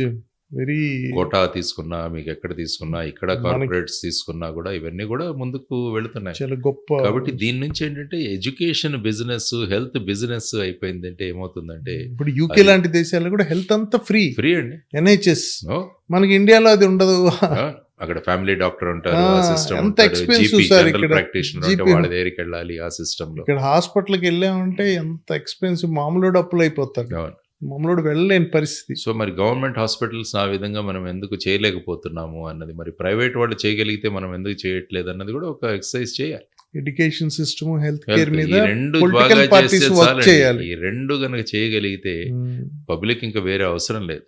అప్పుడు వాళ్ళ డబ్బులు ఎప్పుడైతే మిగులుతాయో అవి వాటిని ఎకానమీలోకి తీసుకొస్తారు. సో లేకుంటే ఇదేమవుతుంటే దీనికే ఖర్చు అవుతుంది. ఈ వచ్చిన వాళ్ళంతా కూడా కొంతమందే ఇప్పుడు ధనికులు అయిపోతున్నారు. ఇప్పుడు సమాజంలో మీరు చూసుకున్న మనం 4th పొజిషన్లోకి వెళ్ళాము జీడిపిలో, కానీ ఇప్పుడు చూసుకుంటే డిఫరెన్స్ ఇది పెరిగిపోతుంది. ఈ గల్ఫ్ పెరుగుతుంది. మిలియనీర్స్ వీళ్ళు పెరిగిపోతున్నారు, మిడిల్ క్లాస్ అంతరించిపోతుంది. కొత్తగా రిచ్ క్లాస్ పూరే, మిడిల్ క్లాస్ లేకపోవడం అనేది నాట్ హెల్దీ.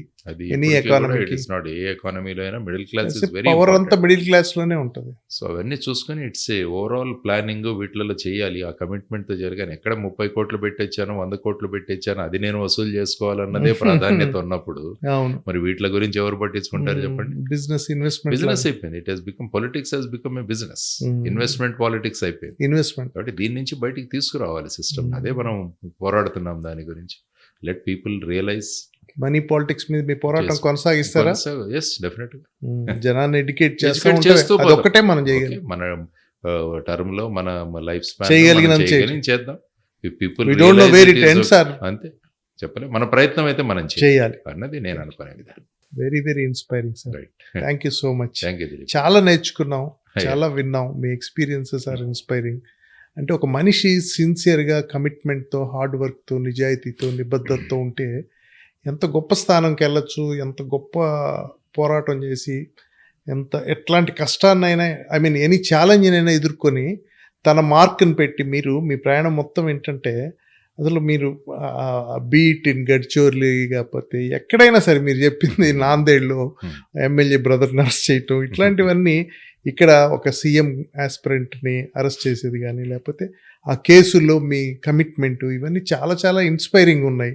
మేము బయట విన్న వాటికి కొంత డిస్పెల్ కూడా అయినాయి మాకు. మీరు అంత ప్రొఫెషనల్ అప్రోచ్తో, ఎంత నిజాయితీతో వర్క్ చేశారనేది ఈరోజు ఆ మ్యాగ్నిట్యూడ్ మాకు తెలిసింది. Thank you very much sir. Bird టాక్స్కి వచ్చినందుకు, మాకు ఇంత టైం ఇచ్చినందుకు, మీ అంతరంగాన్ని అంతా మాతో పంచుకున్నందుకు, it's a learning to me and learning to everybody. It's a very very inspiring. Thank you. Dilip గారు. Thank you so much. Bird. Thank you sir. Thank you.